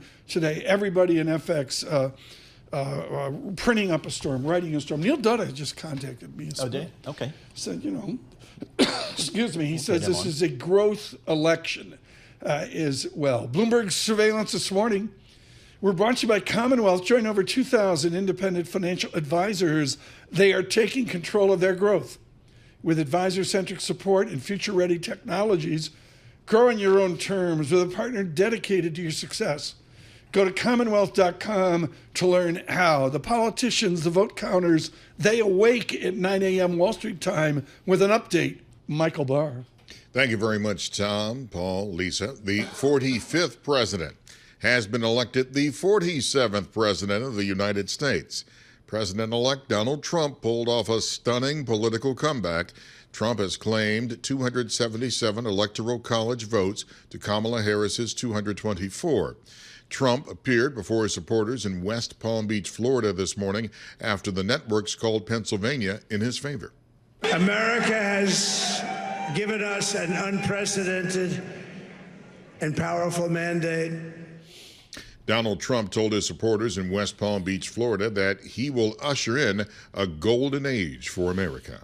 I will fight for you, for your family, and your future. Every single day I will be fighting for you, and with every breath in my body, I will not rest until we have delivered the strong, safe, and prosperous America that our children deserve. And the former president heaped praise on one man who put millions of dollars and super PAC support behind his campaign, Elon Musk. A star is born, Elon. Now he is. Now he's an amazing guy. We were sitting together tonight. He spent 2 weeks in Philadelphia and different parts of Pennsylvania campaigning.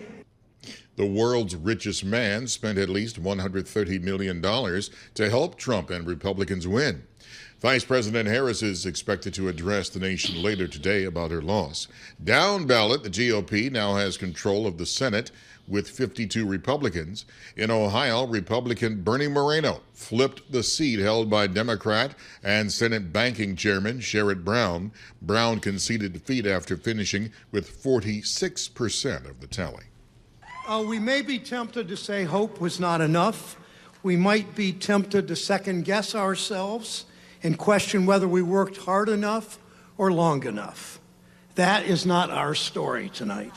Republican Tim Sheehy, a former Navy SEAL and the founder of an aerospace company, ousted Democrat John Tester in the Montana Senate race, 53% to 45%.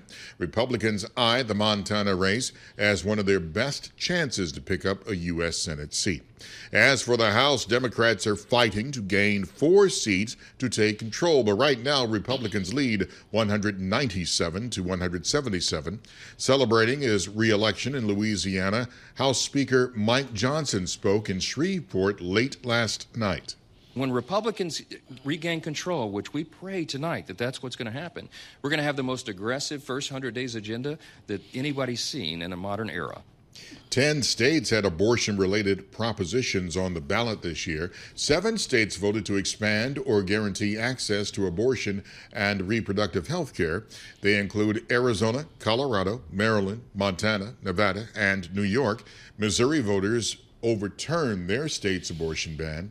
Florida and South Carolina voted against expanding abortion rights. Florida's restrictive 6-week ban stays in place. I'm Michael Barr, Bloomberg Radio. All right, and now we take you over to New York. We'll start with the New York Senate. We have Democrat Kirsten Gillibrand defeated Republican Mike Sapercohn 58% to 42%. Still too close to call in New York. That's that over to the House. District 4, Anthony D'Esposito. He's a Republican incumbent. He's taking on Democratic challenger Laura Gillen. Right now, Gillen leading 50.9% of the vote to D'Esposito, 49.1%. About 98% of those votes have been counted. Over to District 17, Republican incumbent Michael Lawler defeated Democrat Mondaire Jones, 57% to 41%. In District 8, you have Democratic incumbent Hakeem Jeffries defeated Republican John Delaney with 75% of the vote. In District 12, Democratic incumbent Jerry Nadler topped over Republican Mike Zumbluskis with 80% of the vote. In District 14, Democratic incumbent Alexandria Ocasio-Cortez triumphed over Republican Tina Forte 69% to 31%. We go to George Santos' former district, District 3, Democratic incumbent Tom Suozzi topping Republican Michael LePetri Jr. 51% to 49%. In District 11, Republican incumbent Nicole Maliotakis beat Democrat Andrea Moore 65% to 35%. District 5, Democratic incumbent Gregory Meeks. He beat Republican Paul King with 73% of the vote. In District 15, Democratic incumbent Richie Torres maintained control, defeating Republican Gonzalo Duran with 77% of the vote. We'll take you over to New Jersey. Democrat Andy Kim became the first Korean American to be elected to the Senate by defeating Republican Curtis Bashar of New Jersey. Kim had 53% of the vote. Bashar got 44. Kim will take the seat previously held by Bob Menendez. And some other closely watched races in New Jersey. Democratic incumbent Josh Gottheimer is the winner in the state's 5th House district. He finished with 54% of the vote. And in District 11, New Jersey, incumbent Democratic Congresswoman Mikey Sherrill is the winner after getting 56% of the vote. And finally, Tom and Paul, over in Connecticut, we have Democratic Senator Chris Murphy defeated Republican small business owner Matt Corey with 56% of the vote. Lisa, thanks so much. French Hill of Arkansas will join us later in the hour. The Republican Arkansas, I think, like they close the polls at 7, and at 7:02 they said, and we have a winner in Arkansas, and we're thrilled to bring you from the London School of Economics, definitive at LBJ at Texas. Peter Trubowitz is scheduled to join us on the future of American democracy. Right now, for those of you on YouTube, it's painful. David Gura in Philadelphia, all-nighter at the Pen and Pencil Club. Paul, the Pen and Pencil Club is the press club of the Philadelphia Inquirer. Oh. The bar never closes. Never closes. Gura there with an all-nighter and looking Columbo-like and well-rested in Detroit. Romaine Bostick joins us as well, the star of the close. Romaine, I'm going to go to you because you look better rested right now. What happens today in the great Northwest of America in terms of vote counting? What are you focused on in Michigan, Wisconsin, and even over to Minnesota? Well, right now, the vote counting is almost complete here, and we talk about, I guess, this quote-unquote stunning victory for Trump, but it really was about a lot of the down-ballot races, the big losses there by Democrats. I want to start out with the 13 congressional seats, the 13 House seats, I should say, that Michigan has in the House of Representatives. The Democrats had a majority heading into this election. Based on the vote tallies we're getting right now, and 2 races have yet to be called, but right now they are leaning Republican, which means come January, not only will Donald Trump be potentially sworn in as president, but Michigan will have a majority representation in the House of Representatives with 7 of the 13 seats. And this is a big factor here because this isn't just about Kamala Harris losing this election. A lot of the scuttlebutt here on the street is about why the Democrats overall were not able to keep this state blue. And be sure, Tom, I really want to make this clear. As we talk today, this is not a blue state anymore. This is really important and harkens back to George Romney, Mitt Romney's father, with all that he did for the American auto industry. It's really from another time and place. David Gurran, you and I have been going back and forth, and is Mike Allen and the team at Axios say this is an election of seismic change that codifies Donald Trump as a great politician. How do you expect he will manage that after he takes his hand off the Bible the day of the inauguration? Well, it all depends on what happens with the House of Representatives, and as Romaine was saying, it's an incredibly close race. They got to get to that magic number of 218, and there still is a very good chance here that Hakeem Jeffries, the Democrat who was reelected, could be the Speaker of the House, depending on how the chips fall. We've got more than 50 of these House races that haven't been called yet, so that could provide a little bit of a pushback on Republicans and on President Trump as he tries to put forward that agenda. His advisors were on television this morning talking about all that he could do on his first day when it comes to trade, when it comes to immigration and border policies. So we'll see how effectively he can do that. I will say the messaging going into Election Day was that Donald Trump of today knows the systems of Washington better than Donald Trump of 2016 did. He has experience in the place and knows where the levers of power are. So I think there are Democrats who fear that he'll be able to move quickly on that front. But again, Tom, we've got this potential bulwark, this potential pushback coming from Democrats in the House. We'll just have to see, certainly not today, but in the coming days and weeks, sort of how that shakes out. And it could be quite close. Romaine, in Michigan, in Detroit, is the sense this morning waking up and seeing the results, is it that the Democrats lost this race or the Republicans went out and won it? Well, I think it's more about losing the race. And I think the key way to look at this, Paul, is to look at the differential of Harris in the counties that she won versus Biden in the counties that he won 4 years ago. Biden won 11 of the 83 counties, the most populous counties to be sure. Harris only won 9 of those 11 counties, and of the 9 that she won, 7 of those she underperformed Biden relative to Trump back in 2020. And that's a big factor here, and it really seems to suggest that there was something wrong with the strategy. It was not for lack of trying. Remember, she spent more time in this state than any other state other than Pennsylvania. Similar for Trump here. But obviously there was a difference in messaging here that resonated with some people on the Trump side, not necessarily on the Harris side. David, jump in here. What do you got, David? It is the same story here in Pennsylvania, particularly here in Philadelphia. My colleague Ted Mann, who has been looking at these results very closely, noting that when you compare the outcome of those votes here in Philadelphia, the votes that Kamala Harris got, to what happened when Hillary Clinton won, Kamala Harris got far fewer than Hillary Clinton did. That is just an astonishing indication of how Democrats failed to harness the power of what is a very solidly blue bloc of voters here in Philadelphia. And I think it tells this larger story that the campaign was very positive going into this, that they were going to get the early vote, the mail-in vote, they were going to get these Democrats in cities.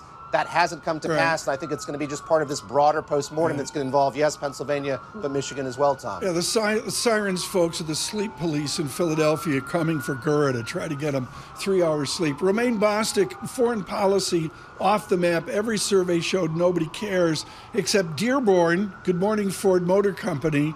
Romaine Bostick, Dearborn spoke. What did the Arab American, the Muslim vote of Dearborn, what did they say? Well, what they said is they were unhappy with the Biden administration's approach to the war in Gaza, and as an extension, of course, unhappy with Kamala Harris and whatever administration that she would bring to the table in January. A lot of folks looked at this and they said, look, we're going to make a protest vote. We're either going to vote for Donald Trump, we're going to vote for a third-party candidate like Jill Stein, or we're not going to vote at all. We haven't seen the demographic breakdowns yet. It's going to take some time to get that. But you can be sure that the folks in Dearborn and Dearborn Heights certainly swayed this election in a big way. And just on that point, Tom, I do want to point out, you mentioned the auto industry. Obviously, Dearborn, really the seat of an auto industry, but it's the seat of a declining auto industry. And that was a big factor in this election as well. Jobs being shipped overseas, competing vehicles coming from overseas, and how voters here looked at that, looked at their own futures for themselves and for their children. And they said, we want something better. And for one reason or another, they decided that a Trump administration would give them that. David Gurr, the candidates spent the most time, the most money, presumably, in the state of Pennsylvania. At the end of the day, did it matter for either one? I mean, it was an incredibly expensive and impressive ground game, and one that both candidates touted. And we've talked a lot about how Elon Musk poured more than $100 million, most of which came into this state. It matters, but I think that they overestimated what it was going to mean. Just going back to the rally that I attended with Kamala Harris, so much emphasis was placed on all of the doors that they knocked on. But when you look at that rural vote, she failed to capitalize on it, failed to make those rural voters support her candidacy. You know, I think as we do this postmortem, something really fascinating here is how difficult it was for Kamala Harris to cast herself as a change candidate when she's tied to the incumbent president and had to dance so delicately around the fact that she couldn't really propose or emphasize new policies while she's still aligned with him in the White House. David, one final question, if we can. Can I just build on David's question for 1 second? Who's doing the interview? Who's doing the interview? Romain's doing it. I'm Romain, please jump in here. Tom. This is Bloomberg surveillance with Romain Bostic. Jump in. But real quickly, to David's point, there was optimism. There was optimism here, Tom. And I think to David's point in Pennsylvania, I think there was an over-optimism. And I want to point out there was a Democratic candidate, the Senate candidate, Alyssa Slotkin, who back in late September raised this issue privately with donors that the Harris campaign was way too optimistic about the amount of votes they had. Like what David said, they were undercounting or not taking into account some of the rural vote that was going for Trump. They also underestimated some of the divide that you saw in urban areas. And my guess is when we get the demographic breakdowns over the next few weeks, you're going to see that play out. Are you going to do the close this afternoon, Romain? You're so on fire. I mean, you're going to do the close this afternoon? I've had no sleep, Tom.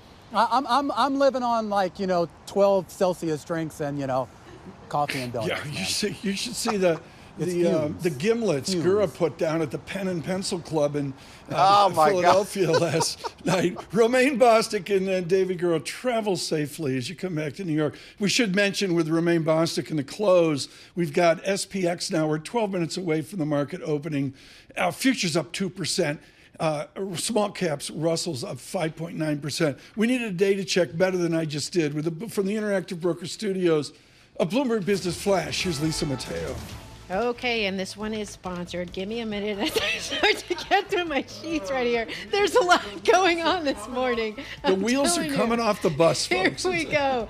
All right, this futures report sponsored by IBKR. Markets never sleep, and neither does Interactive Brokers. Discover opportunities with CME Group futures across equity indices, interest rates, FX, energy, and more. Access CME futures around the clock at Interactive Brokers.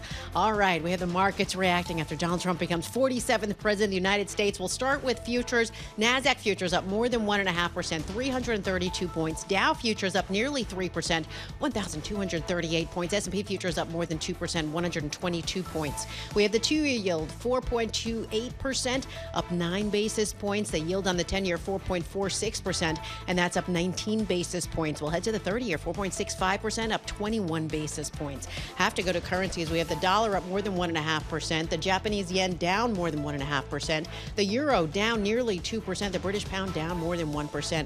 We have Bitcoin right now up nearly 7% at around 73,000. Now, the dollar surge, I want to talk about that because that's putting commodities under pressure. So right now we have Brent crude $73 a barrel, down 2%. WTI crude $70 a barrel. We have spot gold down more than 2.5% at $2,668 an ounce. Shares of Trump mean in technology up 28%. Then you have Tesla, led by Trump's biggest backer, Elon Musk. Those shares up 11%. Also higher, I have to point out, shares of NVIDIA up 1.5%, surpassed Apple to reclaim the title, the world's largest company. And then meanwhile, Apple is set to face the first ever fine under the EU's Digital Markets Act, and that's over its dominance in the App Store.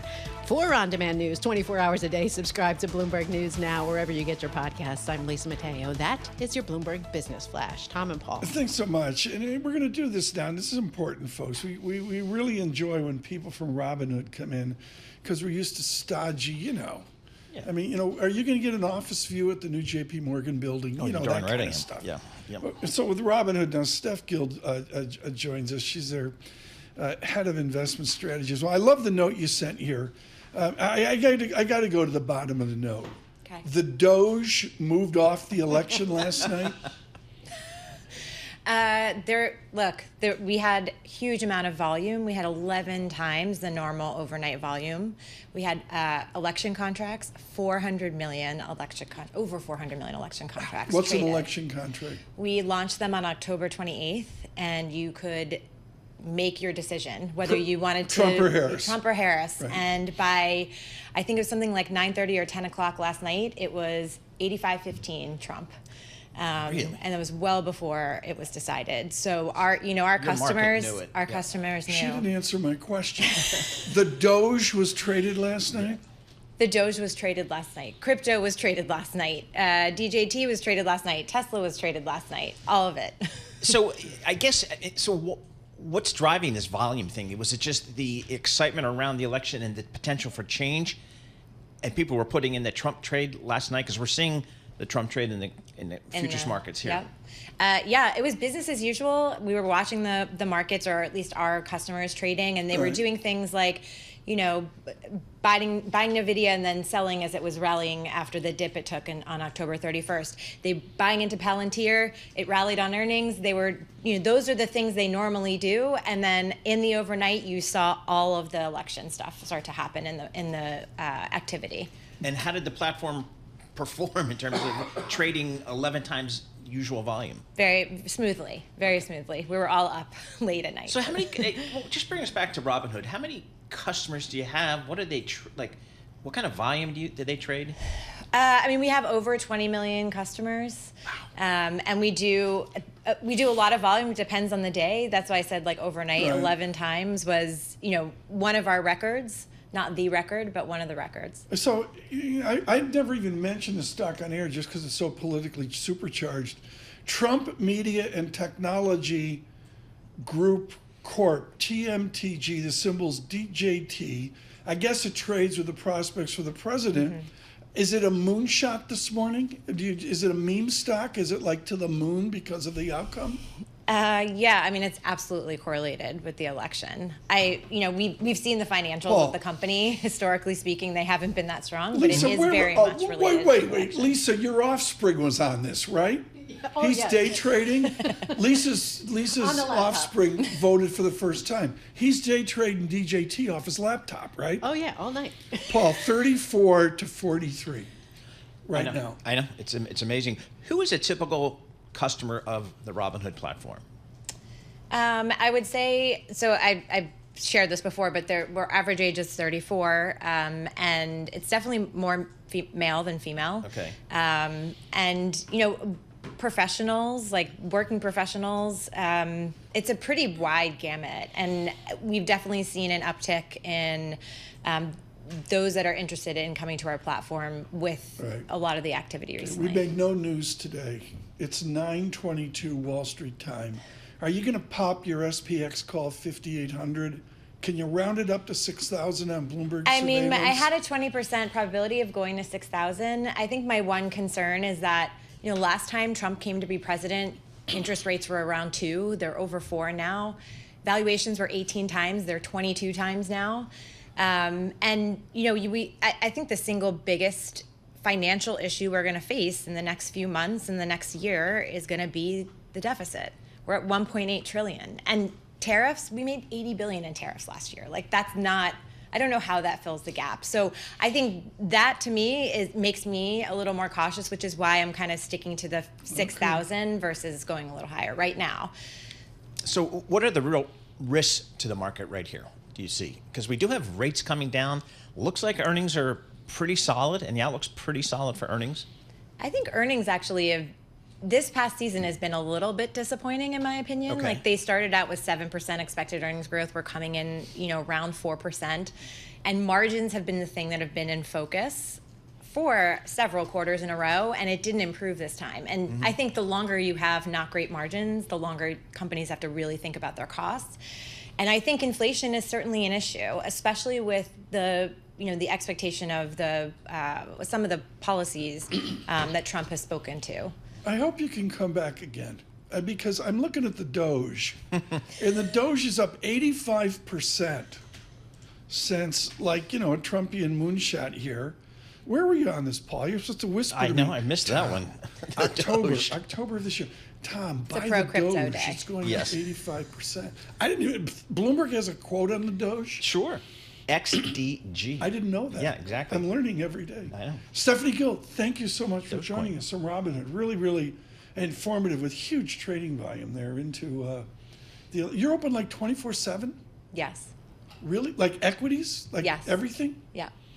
That's how they do it. That's how they That's what trade. Damien does. Damien's I know, like Sass Hour, 24/7. It's actually 24/5 to be 24/5. 24/5. Okay, we're not But trading on the BitDog weekend. trades all weekend. I think so.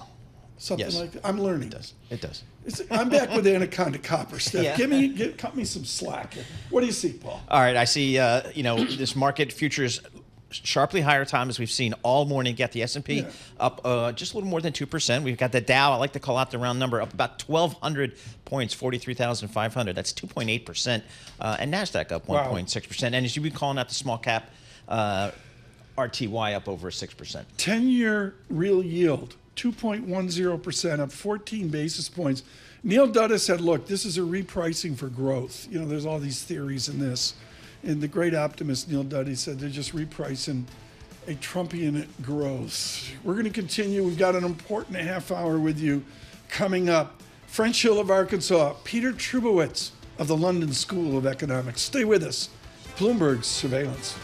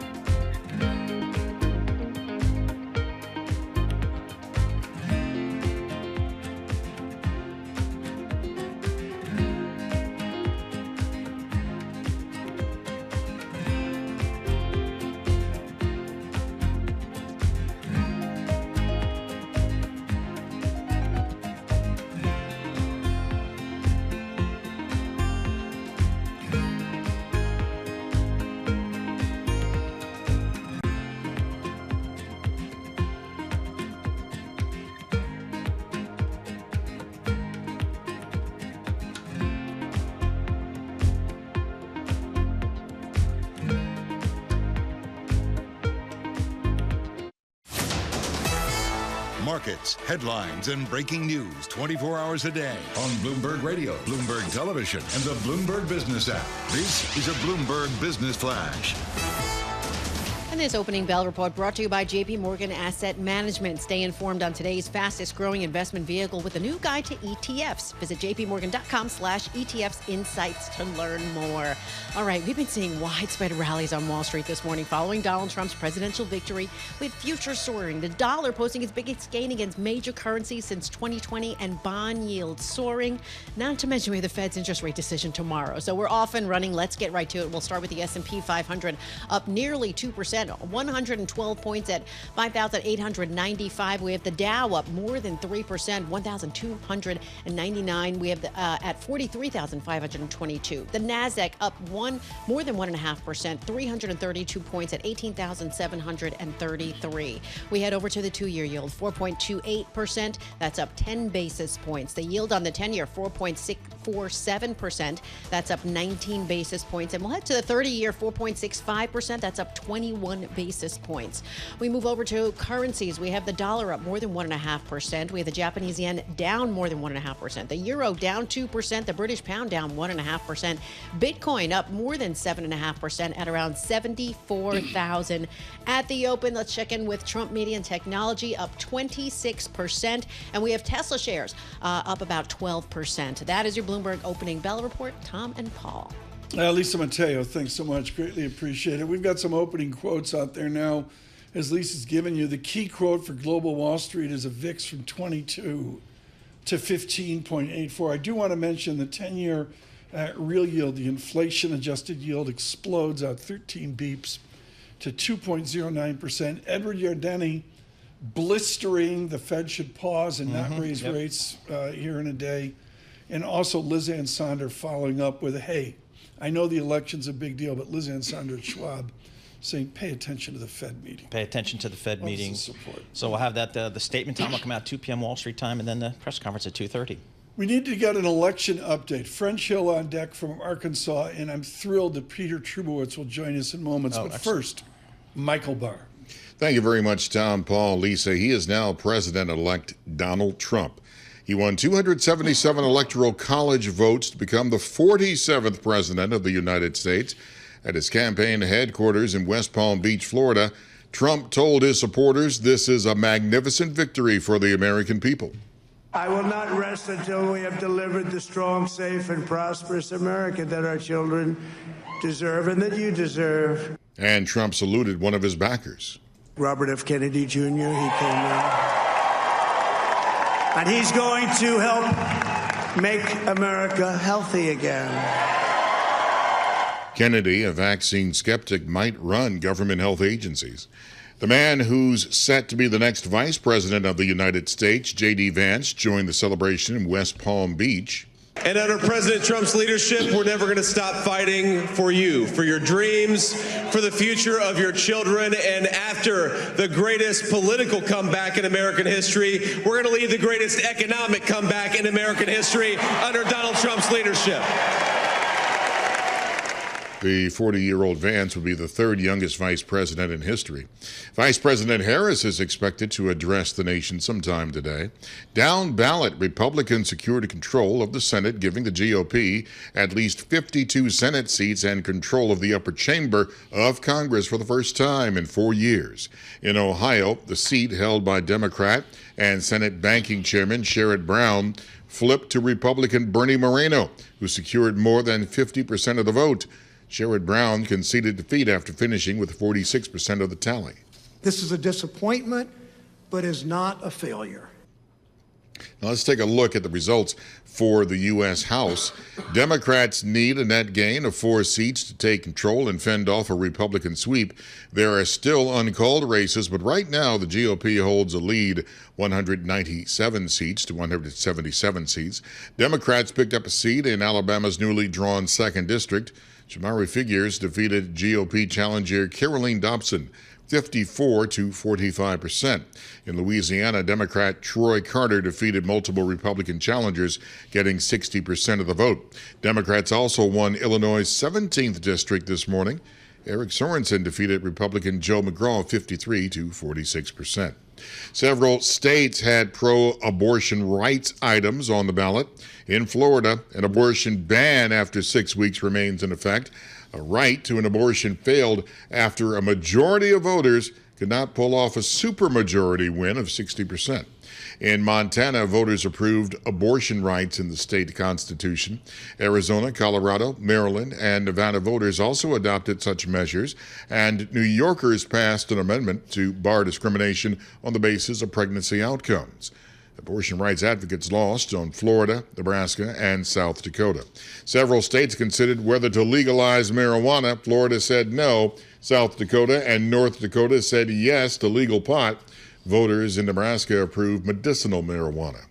I'm Michael Barr. This is Bloomberg. Tom, Paul, Lisa. Michael Barr, thanks so much. Dow up 3%, the level 43,505. The Dow, I feel old. I remember when the Dow was like 780 points or whatever. A couple days ago, we were in a planning meeting. We do this like 3 a.m. It's a Zoom call with like 25 people on the call. And, I just sort of shut up and have my first cup of coffee. And I cut in and I said, I just want Peter Trubowitz on. Yeah. I don't want anybody else on. Why do I want Peter Trubowitz on? Well, he was at LBJ. Some would say he founded LBJ back in 1970 at the University of Texas, and now holds court at the London School of Economics.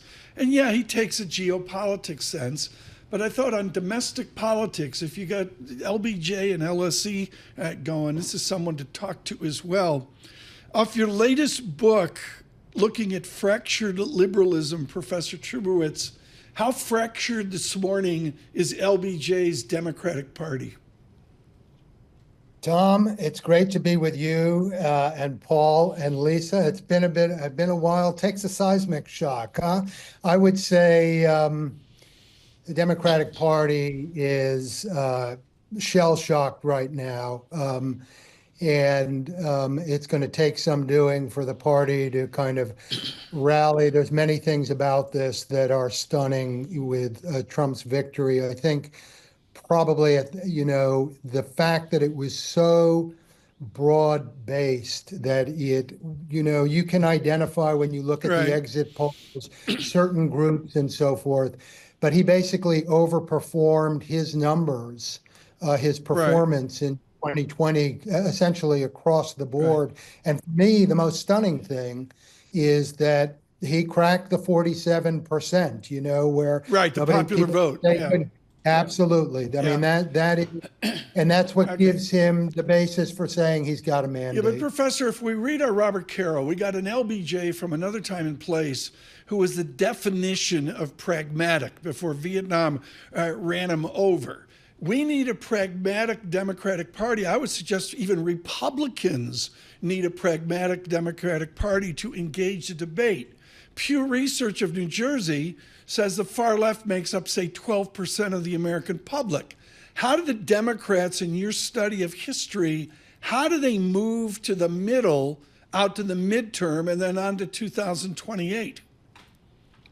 Well, I mean, I think there's going to be a lot of soul searching, but I suspect, or what I think will happen, is that we will see Democrats, a very strong argument put forth to focus on the basics: jobs, the environment, civic education, civil rights, schools at the local, the state, and the national levels. But it is true on both sides, the extremes, there needs to be movement towards the center. I thought the New Yorker front cover this week kind of said it all about America, where it's got the Statue of Liberty on a tightrope over, I guess it's New York City. And, even with a stunning victory like this, it's still a very divided country, a pretty evenly divided country. Peter, you're over at the London School of Economics. What's the feeling within London and the UK as they understand the results of the U.S. election?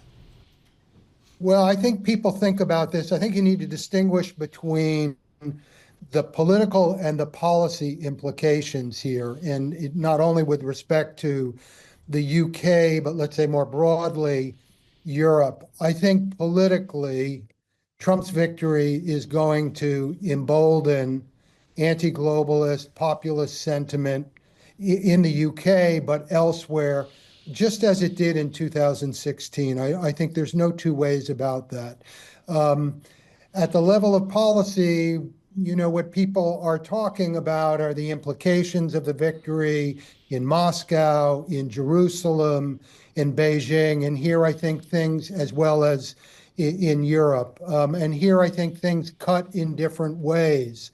In Moscow and Jerusalem, I think, it's basically enhanced Putin and Netanyahu's negotiating positions vis-a-vis Kiev and Hamas, respectively. They'll be bolstered, those positions. In European capitals, and this is true in London as well, the result is, it's only going to fuel worries about what it means for America's longstanding commitment to European security. And I think also, given what Trump has said about the board 10 to 20% tariff, European access to the American market. Peter Trubowitz, the London School of Economics, with his French Hill of Arkansas, the Republican, should be with us in a bit. The Dow puts it on again. We were up 3%, now up 3.1%. We don't have I can't believe I'm saying this, a 44,000 print. We're not there yet. I got 5,900 SPX, that's not futures. Wow. That's trading, and NASDAQ was lagging up about 1.7%. NASDAQ 100 now up 2.2%. Peter, what would you like to see the Trump administration do as it relates to tariffs? That seem to be one of the few economic discussion points here in this election were tariffs. How do you think this plays out? Well, I mean, I think it would be good on this side of the pond. I think there's a real strong desire, given the outcome here, to have consultations about this, but it's not obvious to me that that's what's going to happen. And if Trump does slap tariffs, there will almost certainly be retaliation here as well. And that's a downward spiral, and one doesn't know where that goes. I mean, I think the bigger question in some respects is what happens on the other side. And with respect to Beijing, where he's talking about imposing a minimum of a 60% tariff on Chinese goods. And, Beijing didn't take it lying down in 2018, and they won't take it lying down this time.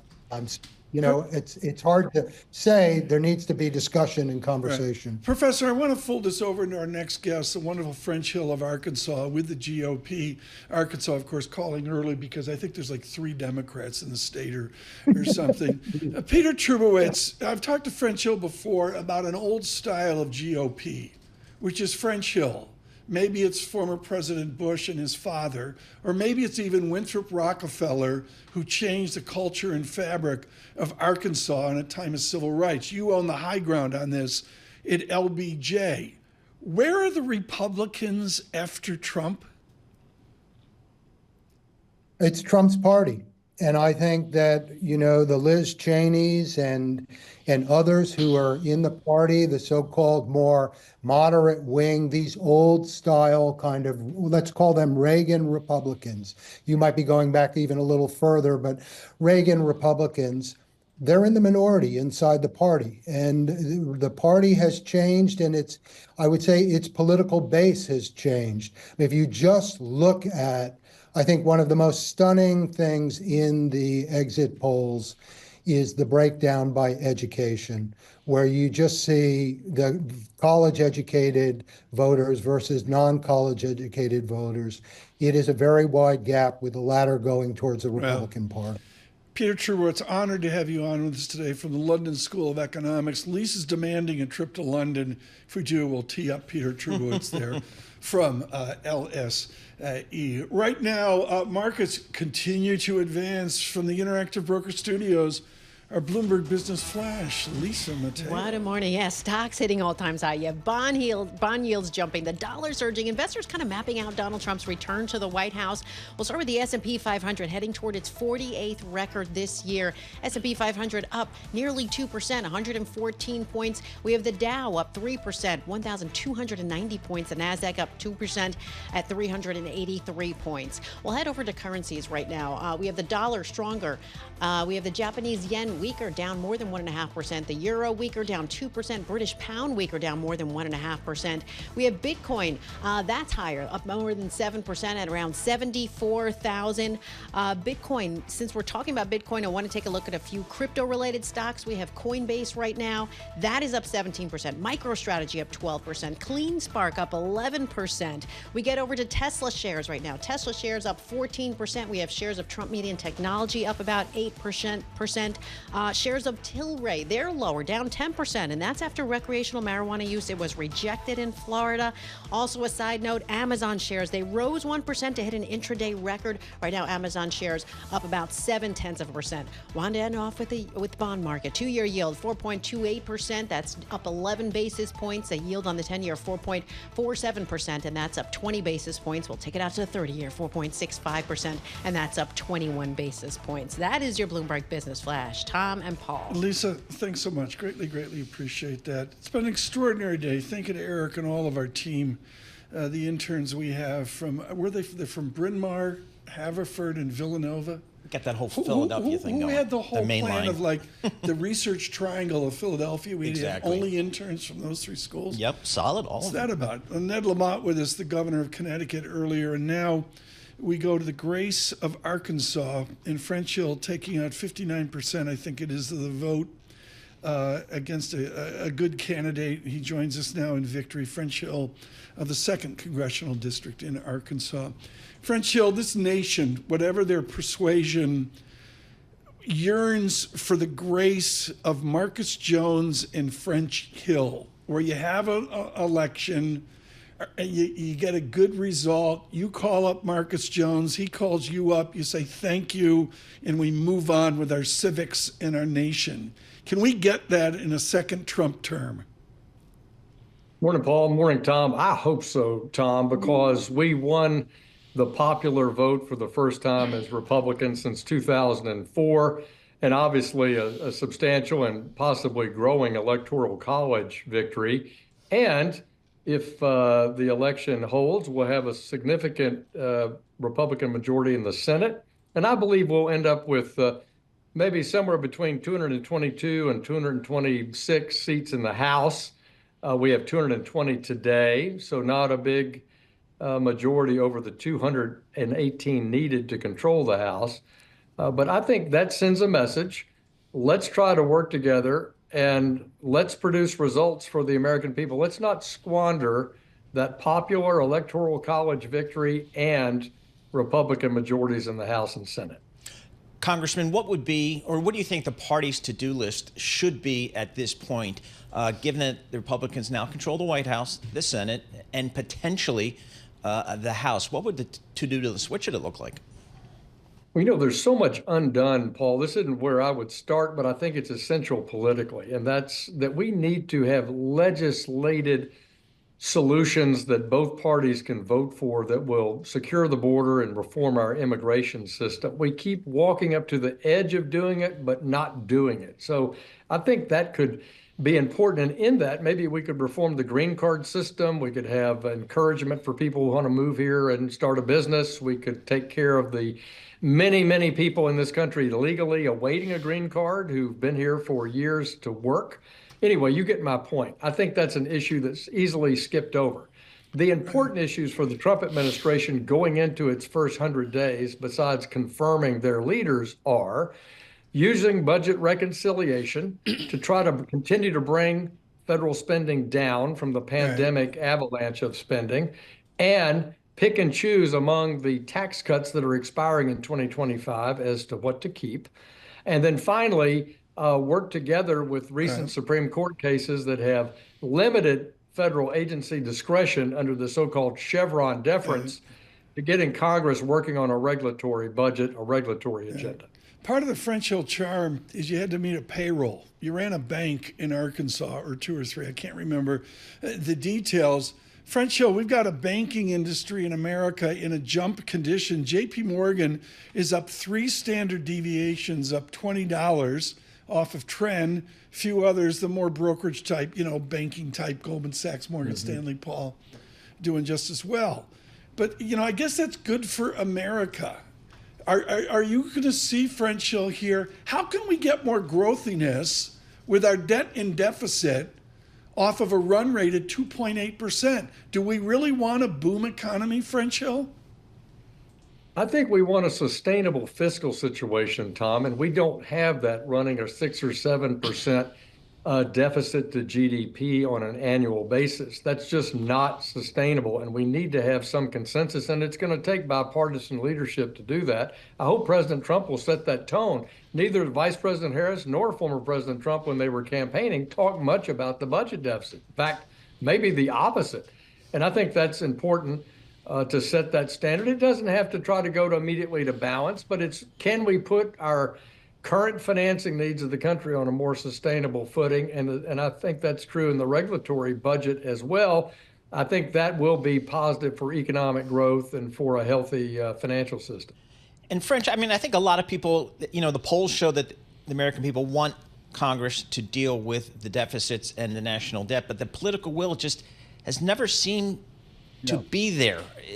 What's needed to shift that narrative, do you think? Boy, it's such a good point. The House Budget Committee last year, Republicans controlled the House, but it voted 30-0. So it had all the Democrats and all the Republicans voting on the idea of a debt commission. I'm not sure that's the right approach because I think it's too broad. I would really propose that we tackle something like Social Security reform for the out years to assure seniors in the out years that there'll be a solid Social Security system, and do what Reagan and Tip O'Neill did. Tip O'Neill was the Democratic speaker in the early 80s. Reagan, in his first term, they appointed Alan Greenspan to chair a commission with an up or down vote in Congress, like the base closing commission of the late 80s. Here's some reforms. Here's a way to make Social Security sustainable. And if we tackle it like that, that puts us on a more sustainable financial footing, assures seniors in the futures about the value and capabilities of Social Security. And I would remind people, no one lost their election in 1984 when they voted for that. In fact, Reagan got a landslide. French Hill, last night, the fam was gathered around watching the broadcast. We were chowing down the Tyson Razorback nuggets. I mean, they were going down like nothing, Congressman. And one of the cherubs said, I told him that French Hill would be on the show, very excited about it. And they said, how did Bill Clinton get elected governor in Arkansas? How did Bill Clinton, at 32 years old, French Hill, grab 63% of the vote in Republican conservative Arkansas? How did that happen? Well, back when he did that, it was democratically conservative Arkansas. It was a super majority of the legislature, county judges, elected officials were all Democrats in the 70s and early 80s, but they were centrist, what you might call blue dog Democrats. And Clinton put himself at the front of their parade of a forward-looking, pro-growth blue dog. Can the Democrats, your opponents, can they get back to a blue dog attitude? They could, but they haven't so far. I mean, I see this every year for the decade I've served in the House. They double down on what I call a center-left progressivism that you find maybe in Brooklyn, but you don't find in Conway, Arkansas, and they try to run on it, and it hadn't worked for them yet. I mean, I'm looking here at what's going on, and you know, Paul, I think the Razorbacks sort of, you know, they sort of have a bye here. Like, you know, they're 11th in the SEC. It's tough. They need more government funding. I mean, French Hill, what are you going to do? Tom, the team to watch is Vanderbilt. The last time Vanderbilt beat Alabama was in '84. You got a Reagan landslide. Vanderbilt beat Alabama last year for the first time in 4 decades, and we get this popular vote and electoral college vote for Trump. It's too much. Take a note. Is anybody awake in the control room? Next time French Hill's on, we got to get Damian Sassower on to have a Vanderbilt moment. Oh, yeah. Congressman, thank you so much. Congratulations to your party for a stunning election victory, it seems, across America. We got to get back to the markets after 2 days of quiet. Not today. Paul, your observation on the markets? Solid across the board. It is risk on. That's the way to phrase it here, Tom. The S&P up 1.7%. The NASDAQ up again at 1.7%. And Bitcoin, just to get back to that view of risk on, up almost 7%. We're now at just about $74,000 per token. So just some extraordinary moves there. Yields higher as well, Tom. Why wouldn't it go up tomorrow? I mean, Neil Dudis says it's a repricing to growth. It's a repricing to growth. Or you mentioned regulation earlier. Yeah, I mean, I think, and you mentioned some of the financial stocks up really strong today. Goldman Sachs up 12%. So just on the backs of the financial services, going to really benefit from new administration. I'm watching the Thanksgiving parade a number of years ago. And, you know, they're going by, and, you know, the kids are they're going nuts. Beyonce's there, whatever. You know, they're going, Pink is there. No, Blackpink. Okay. The Korean song group is there and all that. And this guy comes by in like a corduroy jacket. He's living up the Hudson River. It's Don McLean, and I have to explain to the fam who Don McLean is. Yeah, sit down. Listen. You know, starry night and all that. And I mean, after what we've been through in the last 24 hours, thank you for the huge response, record response today on YouTube. Thank you so much for that. And please subscribe out there to YouTube, and maybe tomorrow we'll play some more Don McLean as well. Thanks to our team that killed it. A sleepless 24 hours. We'll see you tomorrow. Paul Sweeney continues here as election results come in. Good morning. I saw you dancing